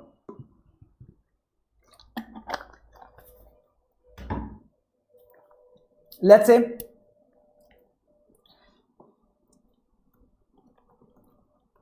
ए लिमिटेड है, ठीक है। ए लिमिटेड ने क्या किया? लेदर परचेज किया। क्या परचेज किया? लेदर परचेज किया। कितने का? 1 लाख रुपए का, ठीक है। 1 लाख रुपए पे इसकी टैक्स रेट थी 12%, तो इसने 12,000 रुपए टैक्स पे कर दिया। इनपुट पे इसने 12,000 रुपए टैक्स पे कर दिया। अब ए लिमिटेड क्या करता है? एक तो बनाता है शूज और एक बनाता है बैग्स। जो शूज पे टैक्स रेट है वो कितनी है? 18%, और बैग्स पे रेट है 5%, लेदर बैग्स पे। अब इसने शूज का जो सेल किया है वो किया है 40,000 रुपए का, और जो इसने बैग्स का सेल किया वो मान लो 80,000 रुपए का सेल किया है। तो अगर देखा जाए तो इसका 40,000 रुपए पे टैक्स कितना बनता है? 40,000 इंटू 18%, 7200 रुपए का टैक्स बनता है। और बैग्स पे 80,000 रुपए पे टैक्स कितना बनता है? 5% की रेट से 4,000 रुपए, तो इसका टोटल टैक्स बनता है 11,200 रुपए, ठीक है। तो इस व्यक्ति ने, ए लिमिटेड ने लेदर परचेज किया 1 लाख रुपए का, जिसके ऊपर 12% की रेट से टैक्स पे करके 12,000 रुपए का इनपुट टैक्स पे किया, जिसका आईटीसी ले लिया 12,000 रुपए। अब इसका वो यूज कर रहा है शूज सेल करने में, बैग सेल करने में। शूज के ऊपर टैक्स रेट है 18%, बैग के ऊपर टैक्स रेट है 5%, तो इसका टोटल टैक्स का लायबिलिटी बन गया 11,200। अब मुझे बताओ कि इसने 1 लाख रुपए का परचेज किया और सेल किया 1,20,000 रुपए का, फिर भी इसका टैक्स का जो लायबिलिटी है वो कम बन रहा है एज कंपेयर टू आईटीसी। तो इसके पास आईटीसी पड़ा है 12,000 का। अब इस 12,000 में से वो 11,200 का यूज कर लेगा टैक्स को पे करने में। अब बाकी बचा रह जाएगा इसके पास 800 रुपए। तो ये 800 रुपए क्या है, इसके पास इतनी टैक्स लायबिलिटी ही नहीं है जिससे कि वो टैक्स का मतलब आईटीसी यूटिलाइज कर सके। तो ये 800 रुपए क्या हो जाएगा, एक्यूमुलेट होता जाएगा। तो इस एक्यूमुलेटेड आईटीसी का हमें क्या लेना है, रिफंड लेना है। पर आप मुझे बात बताओ ये एक्यूमुलेट क्यों हुआ, क्योंकि यहां पे जो आपकी बैग के ऊपर 5% की रेट है एज कंपेयर टू इनपुट जिसके ऊपर 12% की रेट है। तो अगर हम शूज की बात करें तो शूज के केस में आपके टैक्स रेट कितनी है 18% और इनपुट पे टैक्स रेट कितनी है 12%। तो इसका मतलब ये इन्वर्टेड ड्यूटी सप्लाई नहीं है। इन्वर्टेड ड्यूटी सप्लाई कब होती है, जब आपके इनपुट की टैक्स रेट ज्यादा होती है एज कंपेयर टू आउटपुट के टैक्स की रेट। तो शूज के केस में देखा जाए तो उसके आउटपुट की टैक्स रेट ज्यादा है, तो ऐसे केस में ये तो नॉर्मल सप्लाई हो गई। बट जो बैग है, बैग के जो आउटपुट की टैक्स रेट है वो कितनी है 5% और इनपुट की कितनी है 12%। तो इसका मतलब इनपुट की टैक्स रेट ज्यादा है, तो जो बैग की सप्लाई है वो क्या हो जाएगी, इन्वर्टेड ड्यूटी सप्लाई हो जाएगी। क्या हो जाएगी, इन्वर्टेड ड्यूटी सप्लाई। अब मुझे बताओ मुझे रिफंड किस पे मिलेगा, इन्वर्टेड ड्यूटी सप्लाई पे मिलेगा। मुझे किस पे मिलेगा, इन्वर्टेड ड्यूटी सप्लाई पे मिलेगा। तो मतलब मैंने जो इन्वर्टेड ड्यूटी सप्लाई के लिए कितना आईटीसी लिया, अब ये पूरा 12,000 का आईटीसी तो मैंने शूज के लिए भी लिया है, बैग के लिए भी लिया है। तो इसको मुझे पहले डिसाइड करना पड़ेगा कितना मैंने इन्वर्टेड ड्यूटी सप्लाई के लिए लिया, तो वो मैं टर्नओवर बेसिस पे कैलकुलेट कर लूंगा और उसमें से कितना मैं इन्वर्टेड ड्यूटी सप्लाई को टैक्स पे करने में यूज कर सकता था वो करके, और बाकी जो अमाउंट बचेगा वो मेरा क्या हो जाएगा, रिफंड हो जाएगा, क्योंकि वो एक्यूमुलेट हो रहा है, क्योंकि यहां पे इन्वर्टेड ड्यूटी स्ट्रक्चर था, क्योंकि मेरे आउटपुट की जो टैक्स रेट है वो कम थी, इसकी वजह से मेरा इकट्ठा होता गया वो क्रेडिट। ठीक है, तो चलिए अब बात करते हैं इसको डिसाइड करने के लिए। देखो ऐसे सिनेरियो को डील करने के लिए हमें रूल 89(5) का यूज करना होता है, जो बताता है कि आपको कितना रिफंड मिलेगा in case of inverted duty structure. ठीक है, तो ये इन्वर्टेड ड्यूटी की सिचुएशन कब आती है, जब आपकी इनपुट की टैक्स रेट ज्यादा होती है then tax rate on output, जिसकी वजह से आपका जो आईटीसी क्रेडिट लेज में क्या हो जाता है, एक्यूमुलेट हो जाता है। ठीक है, तो चलिए अब उसके लिए रिफंड का फॉर्मूला दे रखा है हमें कि आपकी जितनी नेट आईटीसी थी, जितना आपने आईटीसी लिया उसका आपने कितना आईटीसी आपने इन्वर्टेड ड्यूटी सप्लाई के लिए लिया। तो मैंने जो आईटीसी लेदर लिया था वो इन्वर्टेड ड्यूटी सप्लाई बैग के लिए भी लिया था और शूज के लिए भी लिया था, पर इन्वर्टेड ड्यूटी सप्लाई कौन सा है, सिर्फ और सिर्फ बैग। तो मैं पहले ये डिसाइड करूंगा कि मैंने जो इनपुट लिया उसमें से सिर्फ और सिर्फ बैग के लिए कितना इनपुट लिया। तो मैं क्या करूंगा, टोटल टर्नओवर में बैग का हिस्सा देख लूंगा कितना सेल हुआ है। तो मतलब कहने का मतलब टोटल टर्नओवर में से कितना टर्नओवर इन्वर्टेड ड्यूटी सप्लाई के लिए हुआ है उतना मैं रेशो आईटीसी मेरे लिए रख लूंगा। तो मैंने टोटल आईटीसी में से कितना इन्वर्टेड ड्यूटी सप्लाई के लिए लिया मैंने पहले वो कैलकुलेट कर लिया। तो ये तो हो गया फर्स्ट पार्ट।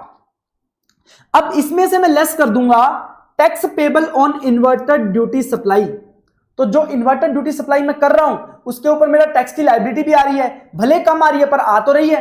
तो उसको मैं आईटीसी में से क्या कर सकता हूं, यूज कर सकता हूं, पेमेंट कर सकता हूं। तो उसको मैं क्या कर दूंगा, लेस कर दूंगा, और उसके बाद जो बचेगा वो मेरे पास क्या आ जाएगा, मेरा रिफंड आ जाएगा जो एक्यूमुलेटेड आईटीसी है। पर ध्यान रखना यहां पे एक into net ITC divided by ITC availed on input और इनपुट सर्विसेज की भी कहानी है, ये मैं आपको बताऊंगा। पहले मैं आपको इन सब वर्ड्स का मतलब बताऊंगा, उसके बाद मैं आपको बताऊंगा कि ऐसा क्यों किया गया। Net ITC divide by input, पहले जो फॉर्मूला होता था वो यहां तक होता था, पर उसके बाद ये वाला पॉइंट भी ऐड किया गया। ये क्यों किया गया ये मैं आपको बताऊंगा। तो अभी तक समझ आया कि पहले मैंने कितना आईटीसी लिया था, उसमें से कितना आईटीसी मैंने इन्वर्टेड ड्यूटी सप्लाई के लिए लिया था वो मैंने निकाल लिया और उसमें से लेस कर दिया कितना मैं इन्वर्टेड ड्यूटी सप्लाई पे टैक्स पे करूंगा। ठीक है, चलिए तो यहां पे नेट आईटीसी क्या होगा। तो हमने जब नेट आईटीसी पढ़ा था किसमें, रूल 89(4) में, तब हमने पढ़ा था इनपुट और इनपुट सर्विसेज पे जो भी क्रेडिट मिल रहा है। यहां पे इसने बोला है कि जो आपको इनपुट गुड्स पे जो क्रेडिट मिल रहा है ना उसे बोलेंगे नेट आईटीसी। अगर आपको इनपुट सर्विसेज या कैपिटल गुड्स पे कोई क्रेडिट मिल रहा है तो उसे आईटीसी में कंसीडर नहीं किया जाएगा। तो इनपुट सर्विसेज और कैपिटल गुड्स वाले आईटीसी को कंसीडर यहां पे नहीं किया जाएगा, सिर्फ और सिर्फ इनपुट गुड्स के रिलेटेड कंसीडर किया जाएगा। ध्यान रखना। उसी तरह ब्लॉक क्रेडिट यहां पे कंसीडर नहीं होगी, ब्लॉक क्रेडिट यहां पे कंसीडर नहीं होगा।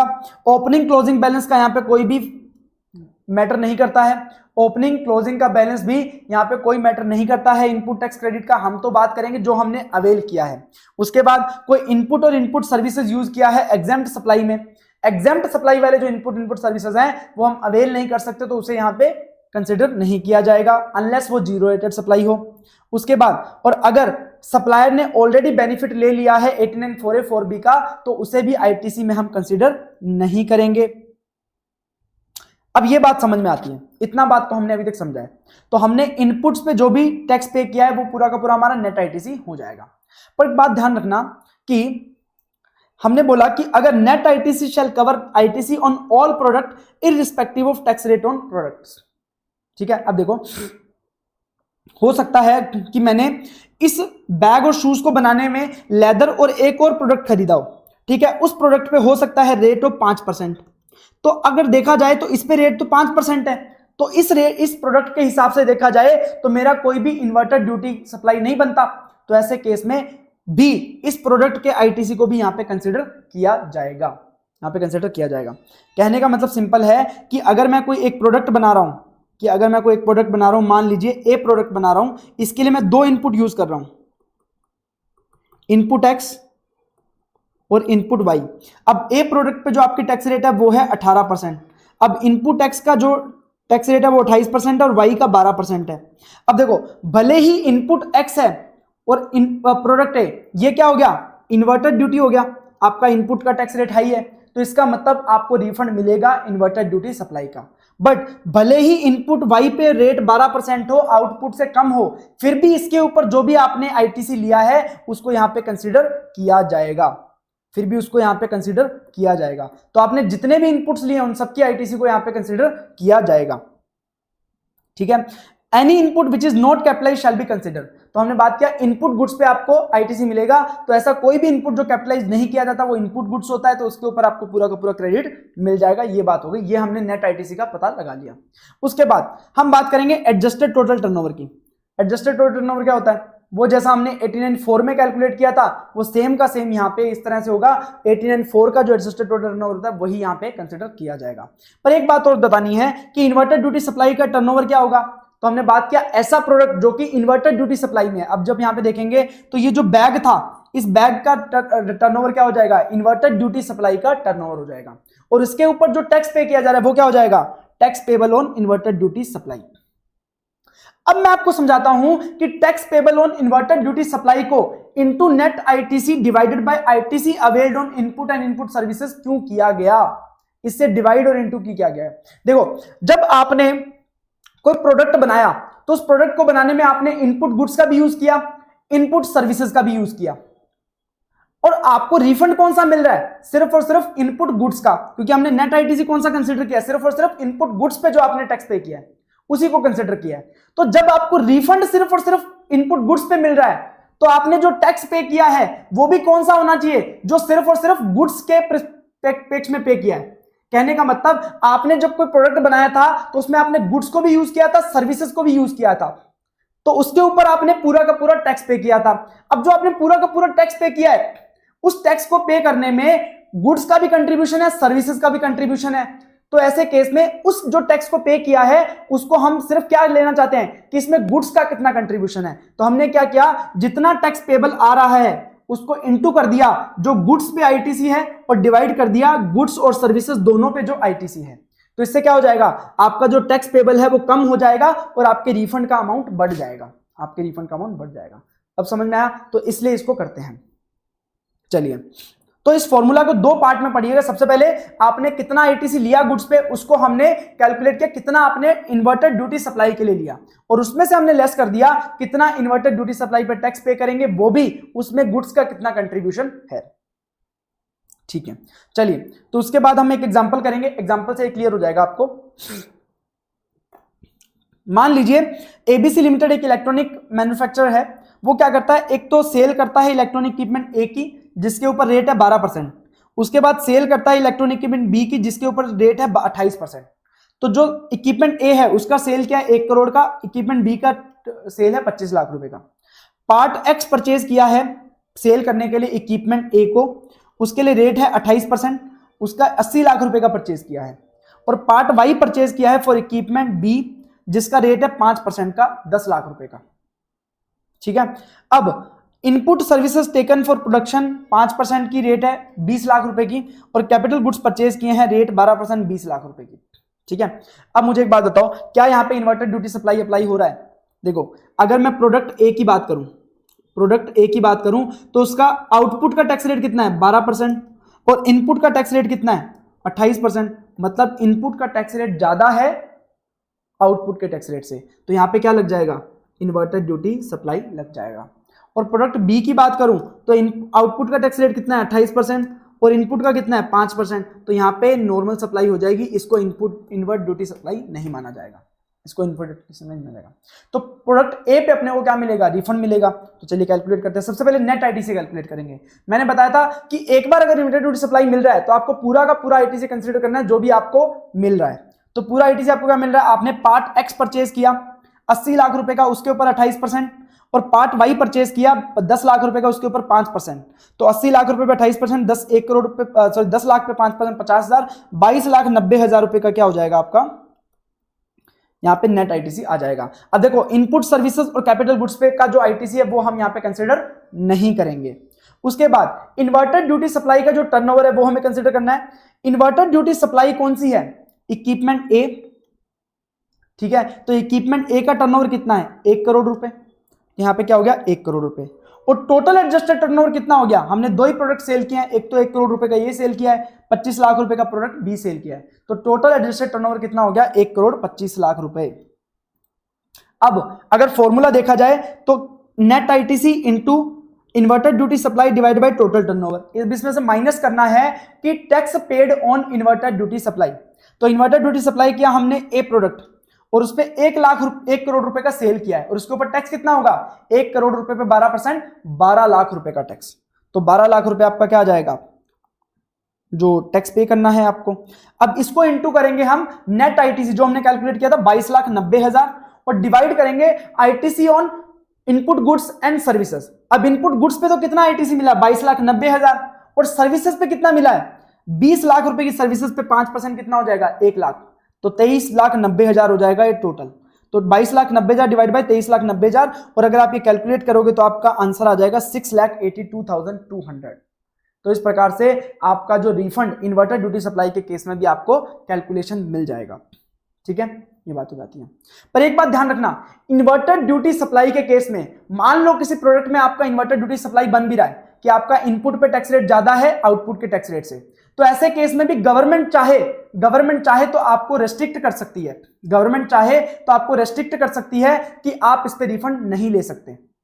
ठीक है, गवर्नमेंट उसको नोटिफाई कर सकती है प्रोडक्ट को कि इसके ऊपर आपको इन्वर्टेड ड्यूटी सप्लाई का बेनिफिट नहीं मिलेगा, तो ऐसे केस में आपको रेस्ट्रिक्ट किया जा सकता है। तो ऐसे दो प्रोडक्ट बताए भी गए हैं, कौन कौन से? एक तो अगर आपने कोई कंस्ट्रक्शन सर्विसेज प्रोवाइड किया या रेल लोकोमोटिव आप प्रोवाइड कर रहे हो तो ऐसे केस में आपको इन्वर्टेड ड्यूटी सप्लाई का बेनिफिट नहीं मिलता। उसके बाद ध्यान रखना, एक इसमें रूल 89(4) और 89(5) में आपने जो कैलकुलेट किया है अमाउंट, 89(4) और 89(5) में जो आपने अमाउंट कैलकुलेट किया है उतने उसमें भी एक लिमिट लगा दी है गवर्नमेंट के द्वारा रिफंड की। अब 89(4) और 89(5) में आपने जो रिफंड का अमाउंट कैलकुलेट किया है, या तो वो अमाउंट या फिर जिस पीरियड के लिए वो अमाउंट आपने मांगा है, जिस पीरियड के लिए, मान लो सितंबर मंथ के लिए आपने उस एक्यूमुलेटेड आईटीसी का रिफंड मांगा है, तो सितंबर मंथ के बाद, सितंबर मंथ की जब आप रिटर्न फाइल करोगे ना अक्टूबर मंथ में 20 अक्टूबर को, तो उसके बाद आपका आईटीसी में क्रेडिट लेजर का बैलेंस कितना बचा हुआ है वो आपको देखना है। और जब आप रिफंड अप्लाई कर रहे थे, मान लो आप दिसंबर में अप्लाई कर रहे थे, तब आपका कितना क्रेडिट लेजर में बैलेंस था, इन तीनों में से जो भी मिनिमम अमाउंट होगा वो आपको क्या मिलेगा? रिफंड मिलेगा, उससे ज्यादा आपको रिफंड नहीं मिलेगा। मान लो फॉर्मूला के बेसिस पे आपका 5 लाख रुपए आ रहा है, और जिस पीरियड के लिए आपने अमाउंट मांगा था उसके बाद जब रिटर्न वगैरह फाइल भरने के बाद आपका क्रेडिट लेजर बैलेंस आ रहा है 3 लाख रुपए, और आप जब अप्लाई कर रहे हो तब आपका बैलेंस आ रहा है 2,50,000 रुपए। तो आपको 2,50,000 रुपए मिलेगा, क्योंकि हमने बोला था ऐसी आईटीसी जो एक्यूमुलेट हुई है उसका रिफंड मिलता है।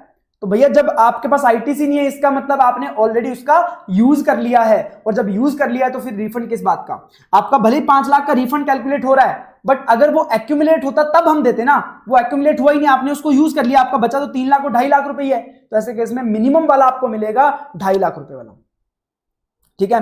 उसके बाद ध्यान रखना, अगर कोई, अब ये तो बात हो गई सारी एक्सपोर्ट वगैरह वाली, अब हम कुछ और छोटे मोटे केसेस हैं जहां पे आपको रिफंड मिलता है और प्रोसीजरल पार्ट है वो हम कंप्लीट करेंगे। अगर कोई सीटीपी या एनआरटीपी को कैजुअल टैक्सेबल पर्सन या non resident taxable person advance में टैक्स जमा करवाता है जब रजिस्ट्रेशन करवाता है और बाद में उसका टैक्स लायबिलिटी उतना नहीं बनता जितना उसने टैक्स डिपॉजिट करवाया था, तो ऐसे केस में उसे क्या मिल जाता है, उसका रिफंड मिल जाता है। तभी मिलेगा अगर उसने सारी की सारी रिटर्नें फाइल करी हैं, जितने पीरियड के लिए वो रजिस्टर था उतने पीरियड के लिए अगर उसने सारी की सारी रिटर्नें फाइल करी हैं तो उसे रिफंड मिल जाएगा। जैसे ही वो अपनी लास्ट रिटर्न फाइल करेगा तो उसमें वो क्लेम कर सकता है कि मेरा इतना पैसा बच गया है, वो मुझे रिफंड दे दीजिए, वो उनको रिफंड मिल जाएगा।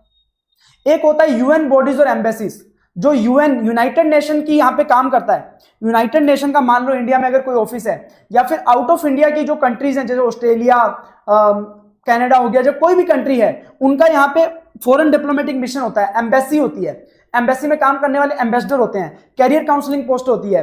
तो ये सारे जो काम करते हैं दूसरी कंट्री के यहाँ पे ऑफिसर्स, और स्पेसिफाइड इंटरनेशनल ऑर्गेनाइजेशन, कौन से स्पेसिफाइड इंटरनेशनल ऑर्गेनाइजेशन है, यूएन के, जैसे इंटरनेशनल मॉनेटरी फंड हो गया, या फिर आपका वर्ल्ड बैंक हो गया, यूनिसेफ हो गया, UNHRC, United nation human rights activist वगैरह वाले, ये वाले जो जितने भी सारे ऑर्गेनाइजेशन होते हैं, अगर वो इंडिया में काम कर रहे हैं यूएन के, तो उन्होंने अगर कोई सामान खरीदा है इंडिया में तो उसके ऊपर अगर उन्होंने टैक्स पे किया है तो हम उस टैक्स को क्या कर देते हैं, रिफंड कर देते हैं। क्योंकि हम बोलते हैं कि हम इनसे टैक्स नहीं लेना चाहते, क्योंकि हम भी जब आउट ऑफ इंडिया हमारी एम्बेसी होती है तो हमसे भी टैक्स नहीं लिया जाता। तो ऐसे केस में उन्हें टैक्स के लिए अप्लाई करना पड़ेगा रिफंड के लिए। जिस पीरियड में उन्होंने परचेज किया है उस क्वार्टर की लास्ट डेट, उस क्वार्टर की लास्ट डेट से 2 साल के अंदर अंदर उन्हें रिफंड के लिए अप्लाई करना पड़ेगा, तभी उन्हें रिफंड दिया जाएगा।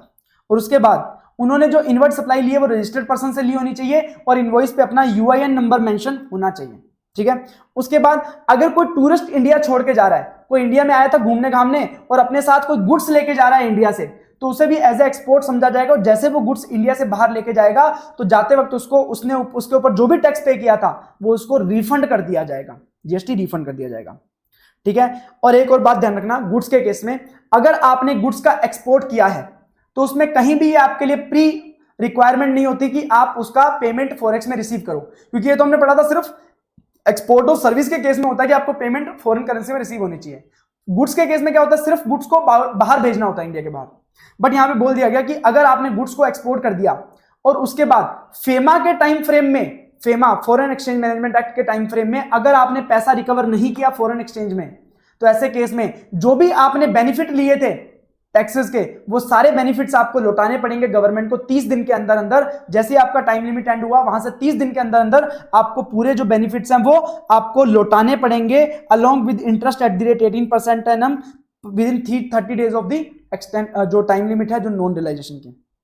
पर एक बात है कि अगर आपने मान लो 1 करोड़ रुपए का एक्सपोर्ट किया था जिसके ऊपर 18 लाख रुपए का टैक्स बेनिफिट लिया था, अब मान लो इसमें से 50 लाख आपने रिकवर कर लिया, 50 लाख रिकवर नहीं कर पाए, तो जो 50 लाख रुपए आपने रिकवर नहीं कर पाए ना, उतना ही आपको लौटाना पड़ेगा। मतलब 18 लाख रुपए का जो टैक्स बेनिफिट लिया था प्रोपोर्शनेटली अब आपको सिर्फ 9 लाख रुपए लौटाना पड़ेगा। जितना आप पैसा नहीं रिकवर पाए उतना आपने जो टैक्स बेनिफिट आपको लौटाना पड़ेगा। उसके बाद कैसे रिफंड अप्लाई करना है, तो आप रिफंड अप्लाई करोगे RFD 01 में, और जैसे ही आप अप्लाई करोगे पोर्टल पे, तो देखो अगर आपने अप्लाई किया है इलेक्ट्रॉनिक कैश लेजर से रिफंड के लिए, इलेक्ट्रॉनिक कैश लेजर से रिफंड के लिए अगर आप अप्लाई कर रहे हो तो आपको ऑटोमेटिकली एक्नॉलेजमेंट जनरेट हो जाएगा, क्योंकि इसमें कुछ भी चेक नहीं किया जाता। और अगर आपने अप्लाई किया है अदर किसी केसेस में, तो आपका एप्लीकेशन जाएगा प्रॉपर ऑफिसर के पास। Proper officer prima facie check करेगा कि भैया आपकी एप्लीकेशन कंप्लीट है कि नहीं है। अगर उसे लगता है कि एप्लीकेशन कंप्लीट नहीं है तो आपको एक डेफिशिएंसी मेमो इशू करेगा जिसमें लिखा होगा कि आपकी किस वजह से आपकी जो एप्लीकेशन है वो कंप्लीट नहीं है। अब आप इसको दोबारा फाइल करो, दोबारा नया एप्लीकेशन फाइल करो रेक्टिफिकेशन करने के बाद। और अगर उसे लगता है कि एप्लीकेशन कंप्लीट है तो वो आपको एक्नॉलेजमेंट इशू कर देगा कि भाई आपकी एप्लीकेशन रिसीव हो गई। और जैसे ही आपको एक्नॉलेजमेंट रिसीव हो जाएगी उसके 60 डेज के अंदर अंदर आपको रिफंड मिल जाना चाहिए। उसके 60 डेज के अंदर अंदर डिपार्टमेंट आपको 60 डेज के अंदर अंदर क्या देगा, रिफंड देगा। और एक और बात, अब 60 डेज बहुत ज्यादा टाइम हो जाता था, 2 महीने के लिए कैपिटल ब्लॉक हो जाती थी, वर्किंग कैपिटल ब्लॉक हो जाती थी। तो ऐसे केस में ऐसे व्यक्ति जो कि 0 रेटेड सप्लाई कर रहे हैं, ऐसे व्यक्ति जो कि 0 रेटेड सप्लाई कर रहे हैं, ऐसे केस में उनको 90% अमाउंट, उन्होंने जितने अमाउंट के लिए अप्लाई किया है रिफंड के लिए, उसका 90% अमाउंट 7 दिन के अंदर अंदर, एक्नॉलेजमेंट जनरेट होने के 7 दिन के अंदर अंदर रिफंड दे दिया जाएगा। बाकी का जो 10% अमाउंट है वो 60 दिन के अंदर अंदर दे दिया जाएगा, पर 90% अमाउंट आपको 7 दिन के अंदर ही दे दिया जाएगा, 7 डेज में।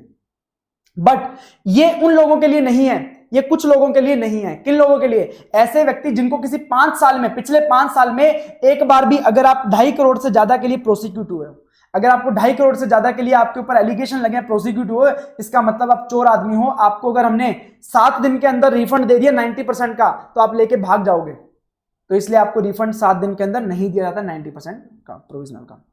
अब उसके बाद सर क्या डिपार्टमेंट अगर रिफंड देने में डिले करेगा तो उसके ऊपर इंटरेस्ट लगेगा? बिल्कुल। अगर 60 दिन के अंदर डिपार्टमेंट रिफंड नहीं देता है तो उसे आपको 61st डे से लेकर जब तक वो रिफंड नहीं देगा 6% पर एनम की रेट से इंटरेस्ट देना पड़ेगा।